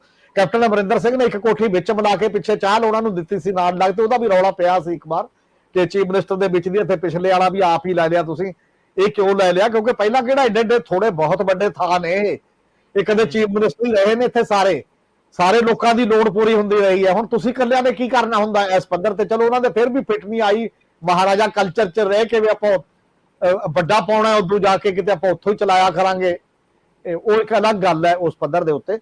ਔਰ ਫਿਰ ਪੰਜਾਬ ਦੇ ਮਿਨਿਸਟਰਾਂ ਨੇ ਵੀ ਕੀ ਕਰਨਾ ਸ਼ੁਰੂ ਕਰਤਾ, ਉੱਥੇ ਵੀ ਹੁੰਦਾ ਹੀ ਆਉਣਾ। ਇੱਕ ਬੀਬੀ ਦਾ ਤਾਂ ਉਹ ਖਰੜਾ ਪੂਰਾ ਆ ਗਿਆ ਸੀ ਸਾਰਾ ਸਾਹਮਣੇ, ਰੈਨੋਵੇਟ ਕਰਨ ਦੇ ਲਈ ਤਾਜੀ ਮਿਨਿਸਟਰੀ ਮਿਲੀ, ਦੂਜੀ ਵਾਰ 'ਚ ਮਿਲੀ, ਪਹਿਲੀ ਵਾਰ 'ਚ ਨਹੀਂ ਮਿਲੀ, ਕਿ ਕਿੰਨੇ ਲੱਖ ਰੁਪਏ ਦੀ ਰੈਨੋਵੇਸ਼ਨ ਹੋਏਗੀ। ਔਰ ਇੱਕ ਸੱਜਣ ਹੋਰ ਮੰਤਰੀ ਨੇ ਜਿਹੜੇ ਬਿਲਕੁਲ ਚੀਫ ਮਿਨਿਸਟਰ ਦੇ ਨਾਲ ਲੱਗਦੇ ਘਰ 'ਚ ਗਏ ਨੇ, ਉਹਨਾਂ ਨੇ, ਮੈਂ ਤਾਂ ਸੁਣਿਆ, ਪਤਾ ਨਹੀਂ ਆਥੈਂਟਿਕ ਕਿੰਨੀ ਗੱਲ ਹੈ, ਕਿੰਨੇ ਲੱਖ ਰੁਪਏ ਦੇ ਬਾਹਰੋਂ ਦਰਖਤ ਮੰਗਾ ਕੇ ਲਾਏ ਨੇ। ਉਹ ਭਾਈ 4 ਸਾਲ ਲੰਘ ਗਏ, ਕਿਹੜੇ ਦਰਖਤਾਂ ਦੀ ਪੂਜਾ ਤੁਸੀਂ ਇਕੱਲੇ ਉੱਥੇ ਗਾਰਡ ਕੱਢਿਆ ਪਰਮਾਨੈਂਟ? ਤੁਸੀਂ ਕਿਉਂ ਇੰਨਾ ਖਰਚ ਲੋਕਾਂ ਦਾ, ਜਿੱਥੇ 3.5 ਲੱਖ ਕਰੋੜ ਤੋਂ ਜ਼ਿਆਦਾ ਕਰਜ਼ਾ ਹੋ ਗਿਆ, ਤੇ ਪੈਸੇ ਕਿੱਥੇ ਲੱਗਣਗੇ, ਕਿੱਥੇ ਜਾਣਗੇ, ਕਿੱਥੋਂ ਖਰਚ ਹੋ ਰਿਹਾ? ਬਾਹਰੋਂ ਮੰਗਾ ਕੇ ਬੜੇ ਬਣਾਏ ਬੂਟੇ ਦਰਖਤ ਤੁਸੀਂ ਲਾਉਂਦੇ ਹੋ ਸਾਨੂੰ ਸ਼ੌਕਤ 'ਚ, ਪਤਾ ਨਹੀਂ 4 ਦਿਨ ਬੈਠਣਾ, ਪਤਾ ਨਹੀਂ 4 ਦਿਨ ਨਹੀਂ। ਇਹ ਉਹੀ ਮਾਨਸਿਕਤਾ 25 ਸਾਲ ਰਾਜ ਕਰਨਾ, 50 ਸਾਲ ਰਾਜ ਕਰਨਾ, ਪੱਕੇ ਇੱਥੇ ਬੈਠੇ ਰਹਿਣਾ। ਤੁਸੀਂ ਆਪਦੇ ਘਰ 'ਚ ਵੀ ਪੱਕਾ ਨਹੀਂ ਬੈਠਿਆ ਰਹਿੰਦਾ ਹੁੰਦਾ ਬੰਦਾ, ਤੇ ਉਹਦੇ 'ਚ ਤਾਂ ਲਾਉਣਾ ਲਾ ਵੀ ਲੋਕ ਕਿਤੋਂ ਲਿਆ ਕੇ ਜਦ ਕਿਤੇ ਮਾੜਾ ਮੋਟਾ ਕੋਈ ਹੋਏਗਾ। ਇਹ ਗੱਲਾਂ ਜਿਹੜੀਆਂ ਨੇ ਇਹ ਇੱਕ ਐਟੀਟਿਊਡ ਨੂੰ ਰਿਪਰੈਜ਼ੈਂਟ ਕਰਦੀਆਂ ਨੇ ਕਿ ਸਾਡਾ ਅਜੇ ਜਿਹੜੇ ਚੁਣੇ ਹੋਏ ਨੁਮਾਇੰਦੇ ਨੇ ਉਹ ਪਦਾਰਥਿਕ ਦੁੱਖ ਸੁੱਖ ਤੋਂ, ਪਦਾਰਥਿਕ ਲੋਭ ਮੋਹ ਤੋਂ, ਪਦਾਰਥਿਕ ਐਸੋ ਇਸਰ ਤੋਂ ਅਜੇ ਉੱਪਰ ਉੱਠਣ ਦੇ ਲਾਇਕ ਨਹੀਂ ਬਣੇ। ਔਰ ਉਹ ਰੀਅਲੀ ਮਾਨਸਿਕ ਕੰਮ ਕਰਨਾ ਤੇ ਬੌਧਿਕ ਕੰਮ ਕਰਨਾ ਸਟੇਟ ਲਈ ਜੀ ਜਾਨ ਮਾਰ ਕੇ, ਅਜੇ ਉਹ ਪੱਧਰ ਤੇ ਜਾਣਾ ਬੜਾ ਦੂਰ ਦੀ ਗੱਲ ਹੈ, ਦੂਰ ਦੀ ਕੌਡੀ ਹੈ। ਇਹ ਸਭ ਤੋਂ ਬੜਾ ਕੁਐਸਚਨ ਹੈ ਅਸਲ 'ਚ ਮੋਰੈਲਿਟੀ ਦਾ ਸਾਡੇ ਸਾਹਮਣੇ। ਜਿਨ੍ਹਾਂ ਨੂੰ ਚੁਣਦੇ ਨੇ ਲੋਕ ਇਸ ਲਈ ਚੁਣਦੇ ਨੇ ਕਿ ਤੁਸੀਂ ਦੁੱਖਾਂ ਦਾ ਦੂਰ ਕਰੋਗੇ, ਤੁਸੀਂ ਆਪਣੇ ਸੁੱਖਾਂ 'ਚ ਪੈ ਜਾਓਗੇ ਤਾਂ ਦੂਜੇ ਦੇ ਦੁੱਖ ਦੂਰ ਨਹੀਂ ਹੋ ਸਕਦੇ ਕਿਸੇ ਵੀ ਰੂਪ 'ਚ। ਤੁਸੀਂ ਅਜੇ ਇਹ ਗੱਲ ਨੂੰ ਪੂਰੀ ਨਾ ਸਮਝੋ, ਗੱਲ ਉਹ ਤੋਂ ਅੱਗੇ ਵੀ ਆ ਰਹੀ ਹੈ। ਮੈਨੂੰ ਯਾਦ ਹੈ ਜਦੋਂ ਸਾਬਕਾ ਡਿਪਟੀ ਸੀਐਮ ਓਪੀ ਸੋਨੀ ਦੀ ਉਸ ਪਟੀਸ਼ਨ ਦੇ ਉੱਤੇ ਜਿਹੜੇ ਕਾਗਜ਼ ਲੱਗੇ ਸੀ, ਜਿਹਦੇ 'ਚ ਉਹਨਾਂ ਨੇ ਸੁਰੱਖਿਆ ਲੈਣ ਲਈ ਜਾਂ ਸੁਰੱਖਿਆ ਵਾਪਸ ਕਰਨ ਲਈ ਗੁਹਾਰ ਲਾਈ ਸੀ, ਐਪਲੀਕੇਸ਼ਨ ਮੂਵ ਕੀਤੀ ਸੀ, ਉਹਦੇ ਵਿੱਚ ਇੱਕ ਪੇਪਰ ਲੱਗਿਆ ਹੋਇਆ ਸੀ ਪੰਜਾਬ ਸਰਕਾਰ ਦਾ, ਪੰਜਾਬ ਪੁਲਿਸ ਵੱਲੋਂ ਸੀ ਰਾਦਰ। ਕਿਸੇ ਨੇ ਉਹਨੂੰ ਡਿਨਾਈ ਨਹੀਂ ਕੀਤਾ, ਉਹਨੂੰ ਮੰਨਿਆ ਜਾਂ ਨਹੀਂ ਮੰਨਿਆ, ਨਾ ਮੰਨਿਆ ਤੇ ਨਾ ਡਿਨਾਈ ਕੀਤਾ। ਜਿਹਦੇ 'ਚ ਲਿਖਿਆ ਸੀ ਅਰਵਿੰਦ ਕੇਜਰੀਵਾਲ ਕਨਵੀਨਰ ਪੰਜਾਬ ਆਮ ਆਦਮੀ ਪਾਰਟੀ। ਉਹਦੇ ਵਿੱਚ ਉਹਨਾਂ ਨੂੰ ਪੰਜਾਬ ਦੇ ਵਿੱਚੋਂ ਕਿੰਨੀ ਸਿਕਿਉਰਿਟੀ ਮਿਲੀ ਹੋਈ ਸੀ, ਉਹ ਵੀ ਰੌਲੇ ਉਦੋਂ ਪੈਂਦੇ ਰਹੇ। ਹੁਣ ਨਵਾਂ ਸਵਾਲ ਪੈਦਾ ਹੋ ਗਿਆ ਵੀ ਨਵਜੋਤ ਸਿੰਘ ਸਿੱਧੂ ਚਲੇ ਗਏ ਹਾਈ ਕੋਰਟ, ਅੱਜ ਉੱਥੋਂ ਪੰਜਾਬ ਸਰਕਾਰ ਨੂੰ ਨੋਟਿਸ ਜਾਰੀ ਹੋ ਗਿਆ ਸਰਦਾਰ ਜਗਤਾਰ ਸਿੰਘ ਜੀ ਸਿੱਧੂ ਸਾਹਿਬ ਆ ਜੁਮਾ ਕੋਈ ਦਿਨ ਪਹਿਲਾਂ ਅੱਜ ਜੇਲ੍ਹ ਚੋਂ ਬਾਹਰ ਆਇਆ, ਤੇ ਉਹਨਾਂ ਕੋਲ ਪਹਿਲਾਂ ਸ਼ਾਇਦ 30 ਗਨਮੈਨ ਸੀ Z+ ਵਿੱਚ ਆਉਂਦੇ, ਕਿ ਪਤਾ ਨਹੀਂ ਕਿਹੜੀ ਸ਼੍ਰੇਣੀ 'ਚ ਸੀ। ਹੁਣ ਉਹਨਾਂ ਦੇ ਅੱਧੇ ਘਟਾ ਕੇ 15 ਰਹਿ ਗਏ। ਉਹ ਚਲੇ ਗਏ ਕੋਰਟ 'ਚ, ਕਹਿੰਦੇ ਜੀ ਮੇਰੀ ਤਾਂ Z+ ਪੂਰੀ ਕਰੋ, ਬਾਕੀ ਸਟੇਟ ਜੋ ਹੁੰਦਾ ਹੋਵੇ ਮੈਨੂੰ ਤਾਂ ਦਿਓ ਨਾ ਜੀ, ਆਪਾਂ ਬੜੇ ਖਤਰੇ 'ਚ ਆ। ਤੋ ਇਹਨੂੰ ਗੱਲ ਨੂੰ ਅੱਗੇ ਵਧਾਓ। ਸਵਾਲ ਇਹ ਵੀ ਹੈ ਕਿ ਅਸੀਂ ਆਖਰ ਦਿਖਾਉਣਾ ਕੀ ਚਾਹ ਰਹੇ ਹਾਂ, ਇੰਨੇ ਖਤਰੇ ਹੈ ਵੀ ਕਿ ਨਹੀਂ? ਕਿੰਨੇ ਕੁ ਲੋਕ ਆ ਪੰਜਾਬ 'ਚ ਜਿਨ੍ਹਾਂ ਨੂੰ ਬਹੁਤ ਭਾਰੀ ਖਤਰਾ ਹੈ ਤੇ ਬਹੁਤ ਸਿਕਿਉਰਿਟੀ ਮਿਲੀ ਹੋਈ ਆ? ਉਂਝ ਜਿੱਥੇ ਥ੍ਰੈਟ ਪਰਸੈਪਸ਼ਨ ਹੁੰਦੀ ਆ, ਕੋਈ ਇੰਟੈਲੀਜੈਂਸ ਉਹਦਾ ਮੁਲਾਂਕਣ ਕਰਦੀ ਆ, ਸਿੱਧੂ ਮੂਸੇਵਾਲਾ ਜਿਹੜਾ ਜਿਹਨੂੰ ਖਤਰਾ ਸੀ ਉਹ ਤਾਂ ਚੜ੍ਹਾਈ ਕਰ ਗਿਆ, ਉਹਦੀ ਤਾਂ ਵਾਪਸ ਲੈ ਲਈ। ਅੱਜ ਦੇ ਦਿਨ ਦੇ ਵਿੱਚ ਇਸ ਗੱਲ ਨੂੰ ਕਿਵੇਂ ਲਓਗੇ? ਪੋਲੀਟੀਕਲ ਲੋਕ ਇੱਕ ਜਿਹੜੀ ਸਿਆਸੀ ਸ਼ਾਨ, ਧੌਂਸ, ਦਬਕਾ, ਪੰਜਾਬੀ ਚ ਕਹਿੰਦੇ ਹੁੰਦੇ ਆ ਵੀ ਆਪਣੀ ਜੁੱਤੀ ਗੱਡ ਕੇ ਰੱਖਣ ਵਾਲੇ ਨਜ਼ਰੀਏ ਤੋਂ ਵੀ ਗਨਮੈਨਾਂ ਦੀ ਧਾੜ ਚਾਹੁੰਦੇ ਹੁੰਦੇ ਆ, ਉਸ ਤੋਂ ਬਿਨਾਂ ਕੁਝ ਨਹੀਂ। ਮੇਰਾ ਨਹੀਂ ਖਿਆਲ ਕਿ ਹੋਰ ਕੋਈ ਕਾਰਨ ਹੋਵੇ। ਕੀ ਕਹਿੰਦੇ ਹੋ? ਮੈਂ ਬਦਲਾਅ ਦੀ ਗੱਲ ਕਰੂੰ ਪਹਿਲਾਂ ਵੀ ਸਾਡੇ ਦੇਖਣ ਦੇ ਵਿੱਚ ਜਦੋਂ ਅਸੀਂ ਪ੍ਰੋਫੈਸ਼ਨ ਦੇ ਵਿੱਚ ਆਏ ਹਾਂ ਉਦੋਂ ਸਿਚੁਏਸ਼ਨ ਕੀ ਹੁੰਦੀ ਸੀ, ਫਿਰ ਇਹ ਗੱਲ ਥੋੜੀ ਜਿਹੀ ਆਰਾਮ ਨਾਲ ਸਮਝ ਆ ਜਾਏਗੀ। ਉਦੋਂ ਸਰਕਾਰੀ ਬੱਸਾਂ ਦੇ ਵਿੱਚ 2 ਸੀਟਾਂ ਰਿਜ਼ਰਵ ਹੁੰਦੀਆਂ ਸੀ, ਪਿੱਛੇ ਲਿਖਿਆ ਹੁੰਦਾ ਸੀ MLA ਲਈ ਰਿਜ਼ਰਵ। ਮਤਲਬ ਇਹ ਲਾਈਫ ਸਟਾਈਲ ਸੀ। MLA ਵੀ ਸਧਾਰਨ ਬੱਸਾਂ ਦੇ ਵਿੱਚ ਟਰੈਵਲ ਕਰਦੇ ਸੀ, ਔਰ ਜਦੋਂ ਸੈਸ਼ਨ ਹੁੰਦਾ ਸੀ ਉਦੋਂ ਆਪਣੇ MLA ਹੋਸਟਲ ਤੋਂ ਅਸੈਂਬਲੀ ਤੱਕ ਨੇੜੇ ਇੱਕ ਬੱਸ MLA ਨੂੰ ਲੈ ਕੇ ਜਾਂਦੀ ਸੀ। ਇੱਕ ਡੀਲਕਸ ਬੱਸ ਹੁੰਦੀ ਸੀ ਟੁੱਟੀ ਜੀ, ਉਹ ਸਪੈਸ਼ਲ, ਉਹ ਤੇ ਲਿਖਿਆ ਹੁੰਦਾ ਸੀ ਸੈਸ਼ਨ ਡਿਊਟੀ। ਉਹ MLA ਵਾਸਤੇ ਉੱਥੇ ਖੜੀ ਹੁੰਦੀ ਸੀ, ਸੈਸ਼ਨ ਤੋਂ ਬਾਅਦ ਲਿਆਉਂਦੀ ਸੀ, ਸਵੇਰੇ ਛੱਡ ਆਉਂਦੀ ਸੀ। ਸੋ ਇਹ ਲਾਈਫ ਸਟਾਈਲ ਸੀ। 1992 ਦੇ ਇਲੈਕਸ਼ਨ ਤੋਂ ਬਾਅਦ ਜਦੋਂ ਨਵੇਂ ਤਰ੍ਹਾਂ ਦਾ ਸਟਾਫ, ਜਦੋਂ ਕੋਈ ਇਲੈਕਸ਼ਨ ਖੜੇ ਨਹੀਂ ਚਾਹੁੰਦਾ ਤੇ ਚੁਣ ਕੇ ਬੰਦੇ ਹੋਰ ਹੀ ਪੱਧਰ ਦੇ, ਮੈਂ ਜ਼ਿਆਦਾ ਨਹੀਂ ਕਹਿਣਾ ਚਾਹੂੰਗਾ, ਜ਼ਬਰਦਸਤੀ ਖੜੇ ਕਰਵਾਏ ਗਏ ਤੇ ਉਹਨਾਂ ਨੂੰ ਜਿਤਾਇਆ ਗਿਆ। ਉਹਨੇ ਜਿਹੜੀ ਪੰਜਾਬ ਦੀ ਸਿਆਸੀ ਕਲਚਰ ਸੀ ਉਸ ਤੋਂ ਬਾਅਦ ਸਾਰੀ ਹੀ ਚੇਂਜ ਕਰਤੀ। ਕੁਆਲਿਟੀ ਵੀ ਚੇਂਜ ਹੋ ਗਈ ਸਿਆਸਤ ਦੀ, ਤੇ ਜਿਹੜਾ ਇਹ ਤੁਰਨ ਫਿਰਨ ਦਾ ਕਲਚਰ ਸੀ ਸਿਕਿਉਰਿਟੀ ਨਾਲ, ਇਹ ਵੀ ਚੇਂਜ ਹੋ ਗਿਆ। ਇਹ ਪਹਿਲੀ ਵਾਰ ਸੀ ਕਿ MLA ਨੂੰ ਸਰਕਾਰੀ ਗੱਡੀਆਂ ਦਿੱਤੀਆਂ ਗਈਆਂ। ਮੈਨੂੰ ਲੱਗਦਾ ਨਹੀਂ ਪੰਜਾਬ 'ਚ ਕੋਈ ਹੋਰ ਸਟੇਟ ਹੋਵੇ ਉਸ ਵੇਲੇ ਜਿੱਥੇ MLA ਨੂੰ ਸਰਕਾਰੀ ਗੱਡੀਆਂ ਦਿੱਤੀਆਂ ਗਈਆਂ ਸੀਗੀ।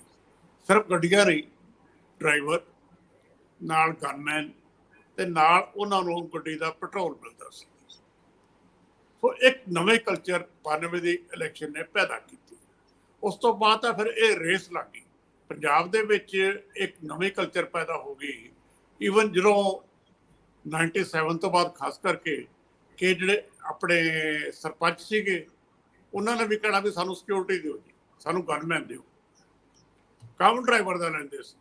ਸੋ ਇਹ ਇੱਕ ਜਿਹਨੂੰ ਕਹਿੰਦੇ ਤੁਸੀਂ VIP ਕਲਚਰ, ਉਹ ਨਵੀਂ ਤਰ੍ਹਾਂ ਦੀ ਪੰਜਾਬ ਵਿੱਚ ਪੈਦਾ ਹੋ ਗਈ ਵੀ ਜਿਹਦੇ ਕੋਲੇ ਜਿੰਨੇ ਜ਼ਿਆਦਾ ਗਨਮੈਨ ਹੈ ਉਹ ਉਨਾ ਹੀ ਵੱਡਾ ਲੀਡਰ। ਜੇ ਭਾਈ ਤੁਹਾਨੂੰ ਖਤਰਾ ਹੈ ਆਮ ਲੋਕਾਂ ਤੋਂ, ਫਿਰ ਤੁਸੀਂ ਸਿਆਸਤ ਵਿੱਚ ਨਾ ਜਾਓ ਜੀ। ਸਿਆਸਤ ਬਿਜ਼ਨਸ ਹੈ। ਜੇ ਤੁਸੀਂ ਸਮਝਦੇ ਵੀ ਅਸੀਂ ਲੋਕਾਂ ਵਾਸਤੇ ਖਤਰਾ ਲੈ ਰਹੇ, ਲੋਕਾਂ ਵਾਸਤੇ ਤੁਸੀਂ ਖਤਰਾ ਲੈ ਨਹੀਂ ਰਹੇ ਜੀ।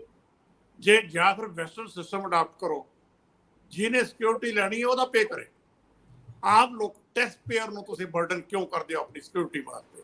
ਇਹ 50 ਬੰਦੇ ਸਿਕਿਉਰਿਟੀ ਦੇ ਲੈ ਕੇ ਘੁੰਮ ਰਹੇ ਆ, 15 ਬੰਦੇ ਕਿਸੇ ਨੇ ਸਿਕਿਉਰਿਟੀ ਤੇ ਕੀ ਕਰਨੀ ਜੀ। ਹਾਲਤ ਇਹ ਹੈ ਕਿ ਜਿਨ੍ਹਾਂ ਦੀ ਦਿੱਲੀ ਦੇ ਵਿੱਚ ਜ਼ਿਆਦਾ ਚੱਲਦੀ ਹੈ, ਮੈਂ ਕੇਸ ਦੇਖੇ, ਜੇ ਇੱਥੋਂ ਕਿਸੇ ਦੀ ਸਿਕਿਉਰਿਟੀ ਦੇ 4 ਬੰਦੇ ਘੱਟਦੇ, ਉਹ ਦਿੱਲੀ ਗਿਆ IP ਤੋਂ ਰਿਕਮੈਂਡੇਸ਼ਨ ਲਈ ਤੇ ਸਿਕਿਉਰਿਟੀ ਵਧਵਾ ਲਈ। ਇਹ ਹੋ ਕੀ ਰਿਹਾ? ਬੱਚੇ, ਤੁਸੀਂ ਚੰਡੀਗੜ੍ਹ ਦੇ ਸਕੂਲਾਂ ਦੇ ਵਿੱਚ ਜਾ ਕੇ ਦੇਖੋ, ਸਿਕਿਉਰਿਟੀ ਵਾਲੇ ਬੱਚਿਆਂ ਨੂੰ ਲੈਣ ਆ ਰਹੇ ਹੁੰਦੇ, ਜਾਂ ਸਬਜ਼ੀਆਂ ਲੈ ਕੇ ਅਫਸਰਾਂ ਦੀਆਂ ਉਹ ਜਾ ਰਹੇ ਹੁੰਦੇ। ਕਿ ਸਿਕਿਉਰਿਟੀ ਇਹਨਾਂ ਕੰਮਾਂ ਵਾਸਤੇ ਹੈ? ਮੇਰੇ ਖਿਆਲ ਦੇ ਵਿੱਚ ਤਾਂ ਸਿਸਟਮ ਹੀ ਖਤਮ ਹੋਣਾ ਚਾਹੀਦਾ ਹੈ। ਜਿਹੜੀ ਤੁਸੀਂ ਕਹਿੰਦੇ ਵੀ ਜਿਹੜੀ ਇੰਟੈਲੀਜੈਂਸ ਵਾਲੇ ਐਵੈਲੂਏਸ਼ਨ ਕਰਦੇ ਆ, ਉਹ ਜਦੋਂ ਮਰਜ਼ੀ ਕਰਵਾ ਲਓ। ਜਦੋਂ ਮੈਂ ਕਿਹਾ ਕਿ IP ਤੋਂ ਲੋਕ ਕਰਵਾ ਕੇ ਆ ਜਾਂਦੇ ਆ, ਉਸ ਸਾਈਜ਼ ਦੀ ਕੋਈ ਮੀਨਿੰਗ ਨਹੀਂ। ਤੁਸੀਂ ਜਾਂ ਤਾਂ ਇਹਨੂੰ ਖਤਮ, ਇਹਨੂੰ ਪੇਡ ਕਰੋ। ਹਾਂ, ਜਿਹਨੂੰ ਲੋੜ ਹੈ ਉਹ ਪੈਸੇ ਦੇਵੇ ਤੇ ਸਿਕਿਉਰਿਟੀ ਲਵੇ। ਇਹ ਅਫੋਰਡ ਕਰ ਸਕਦੇ ਆ ਜਿਹੜੇ ਲੋਕ ਪੋਲੀਟੀਸ਼ੀਅਨ ਹੈ, ਇਹਨਾਂ ਕੋਲੇ ਪੈਸਾ ਬਹੁਤ ਹੈ। ਜਿਹੜਾ ਬੰਦਾ 5 ਸਾਲ MLA ਰਹਿ ਜਾਂਦਾ ਹੈ, ਉਹਦਾ ਇਕਾਨਮੀ ਸਾਰੀ ਬਦਲ ਜਾਂਦੀ ਹੈ। ਇਹ ਕਿਵੇਂ ਬਦਲਦੀ ਹੈ ਇਹ ਤਾਂ ਇਹ ਲੋਕ ਹੀ ਦੱਸ ਸਕਦੇ ਆ। ਲੇਕਿਨ ਜਿਹੜੇ ਪੇ ਕਰ ਸਕਦੇ ਆ ਉਹਨਾਂ ਨੂੰ ਉਹਨਾਂ ਤੋਂ ਪੇਮੈਂਟ ਲੈਣੀ ਚਾਹੀਦੀ, ਅਦਰਵਾਈਜ਼ ਸਿਕਿਉਰਿਟੀ ਦੇਣੀ ਹੀ ਨਹੀਂ ਚਾਹੀਦੀ। ਸਰਦਾਰ ਹਮੀਰ ਸਿੰਘ ਜੀ, ਬਹੁਤੇ ਬੰਦੇ ਤਾਂ ਸਿਕਿਉਰਿਟੀ ਦੇ ਨਾਲ, ਮੈਂ ਮਾਫੀ ਚਾਹੁੰਦਾ ਨਵਜੋਤ ਸਿੰਘ ਸਿੱਧੂ ਲਈ ਅਸੀਂ ਇਹ ਲਫ਼ਜ਼ ਨਹੀਂ ਵਰਤ ਰਹੇ, ਉਹਨਾਂ ਦੇ ਪੈਮਾਨੇ ਹੋਰ ਨੇ, ਵੱਡੇ ਬੰਦੇ ਆ। ਮੈਂ ਤਾਂ ਉਹਨਾਂ ਬੰਦਿਆਂ ਦੀ ਗੱਲ ਕਰਨ ਲੱਗਿਆ ਜਿਨ੍ਹਾਂ ਨੂੰ ਅਸੀਂ ਰੋਜ਼ਮਰਾ ਦੀ ਜ਼ਿੰਦਗੀ 'ਚ ਦੇਖਦੇ ਆ। ਬਹੁਤੇ ਪ੍ਰਾਪਰਟੀ ਡੀਲਿੰਗ ਦਾ ਕੰਮ ਕਰ ਰਹੇ, ਜਿਹੜੇ ਛੋਟੇ ਲੈਵਲ ਦੇ ਲੀਡਰ ਆ। ਅੱਜ ਕੱਲ ਤਾਂ ਇਲੈਕਸ਼ਨਾਂ ਲੜਨ ਵਾਲੇ ਵੀ ਤੇ ਉਹ ਦਿਨੇ ਪੂਰਾ ਦਿਨ ਫਿਰ ਕੋਈ ਨਾ ਕੋਈ ਕਾਰੋਬਾਰ 'ਚ ਰੁੱਝੇ ਹੁੰਦੇ। ਕਾਫੀ ਸਰਕਾਰੀ ਦਰਬਾਰੇ ਅਸਰ ਰਹਿੰਦਾ। ਸਰਕਾਰ ਦਰਬਾਰ ਤੋਂ ਮੇਰਾ ਮਤਲਬ ਹੈ ਛੋਟੇ ਮੋਟੇ ਥਾਣਿਆਂ ਦੇ ਵਿੱਚ, ਕਚਹਿਰੀਆਂ 'ਚ, ਤਹਿਸੀਲਾਂ 'ਚ ਇੱਧਰ ਉੱਧਰ ਜਾਣ ਲੱਗਿਆ ਜਦੋਂ ਦਰਵਾਜ਼ਾ ਜਦੋਂ ਗਨਮੈਨ ਖੋਲਦਾ ਹੈ ਤੇ ਸਵਾਦ ਹੀ ਵੱਖਰਾ ਹੁੰਦਾ। ਹੁਣ ਵੇਖੋ ਕਿੰਨੇ ਅਹਿਮ ਫੋਰਸ ਹੈ ਤੇ ਉਹਦੇ ਜਵਾਨ ਜਿਹੜੇ ਆ ਉਹ ਸਧਾਰਨ ਜੇ ਬੰਦਿਆਂ ਦਾ ਦਰਵਾਜ਼ਾ ਖੋਲਣ ਤੇ ਲਾਏ ਹੁੰਦੇ। ਦੂਜੇ ਬੰਨੇ ਇੱਕ ਕਿਤੇ ਦਫ਼ਤਰ 'ਚ ਜਾਣਾ, ਫਾਈਲ ਨਾਲ ਗਨਮੈਨ ਨੇ ਫੜੀ ਹੁੰਦੀ, ਪਤਾ ਸਾਹਿਬ ਅਹਿਮ ਨੇ, ਦੱਸਣਾ ਨਹੀਂ ਪੈਂਦਾ ਕੌਣ ਆ ਕੌਣ ਨਹੀਂ। ਬਹੁਤੀ ਥਾਵਾਂ ਤੇ ਇਹ ਪ੍ਰਭਾਵ ਲਈ, ਕੰਮਕਾਜ ਕਢਾਉਣ ਲਈ ਕਾਰੋਬਾਰੀ ਲੋਕ ਵੀ ਵਰਤ ਰਹੇ ਆ। ਔਰ ਅੱਜ ਕੱਲ ਤੇ ਮੈਂ ਕਹਿੰਦਾ ਕਿ ਬਹੁਤੇ ਪੋਲੀਟੀਸ਼ੀਅਨ ਕਾਰੋਬਾਰ 'ਚ ਹੀ ਪੈਣ ਕਰਕੇ ਸਿਆਸੀ ਨੇ, ਨਹੀਂ ਤੇ ਅਦਰਵਾਈਜ਼ ਸ਼ਾਇਦ ਉਹ ਸਿਆਸਤ ਦੀ ਖਾਕ ਨਾ ਹੀ ਛਾਨਣ ਜੇ ਕਾਰੋਬਾਰ ਉਦਾਂ ਢੰਗ ਨਾਲ ਚੱਲਦਾ ਹੋਵੇ ਜਾਂ ਵੱਡਾ ਹੋ ਜੇ। ਸਰਦਾਰ ਹਮੀਰ ਸਿੰਘ ਜੀ, ਆਖਰੀ ਲਫ਼ਜ਼। ਇਹਦਾ ਮਤਲਬ ਇੱਕ ਗੱਲ ਤਾਂ ਕਲੀਅਰ ਹੈ ਕਿ ਸਾਡੇ ਜਿਹੜਾ ਓਵਰਆਲ ਮਾਹੌਲ ਹੈ ਉਹ 'ਚ ਸੈਂਸ ਆਫ ਸਿਕਿਉਰਿਟੀ ਨਹੀਂ ਹੈ। ਕਿਸੇ ਸਮਾਜ ਦੇ ਵਿੱਚ ਜੇ ਤੁਸੀਂ ਓਵਰਆਲ ਸਿਕਿਉਰਿਟੀ ਦਾ ਮਾਹੌਲ ਪੈਦਾ ਕਰਦੇ ਹੋ ਤਾਂ ਕਿਸੇ ਨੂੰ ਵੀ ਕਿਉਂ ਦੇਣ ਦੀ ਲੋੜ ਪਏ। ਤੇ ਇਹ ਸਰਕਾਰਾਂ ਨੂੰ ਪਤਾ ਹੈ ਕਿ ਅਸੀਂ ਉਹ ਨਹੀਂ ਦੇ ਰਹੇ ਔਰ ਨਾ ਦੇਵਾਂਗੇ। ਇਹਦਾ ਮਤਲਬ ਇਹਨਾਂ ਦਾ ਸਹਿਮਤੀ ਵੀ ਫਿਰ ਇਸ ਗੱਲ ਤੇ ਹੈ। ਤੇ ਫਿਰ ਕੁਝ ਉਹਦੇ ਚੋਂ ਕਲਚਰ ਪੈਦਾ ਕਰਾਂਗੇ। ਆ VIP ਆ, BVIP ਆ ਔਰ ਟ੍ਰਿਪਲ VIP, VVIP ਹੋ ਜਾਏਗਾ ਕੋਈ, ਮਤਲਬ ਅੱਗੇ ਕੈਟਾਗਰਾਈਜੇਸ਼ਨ ਫਿਰ ਤੁਸੀਂ ਕਰ ਦਿਓ ਉਸ ਲੈਵਲ ਦਾ।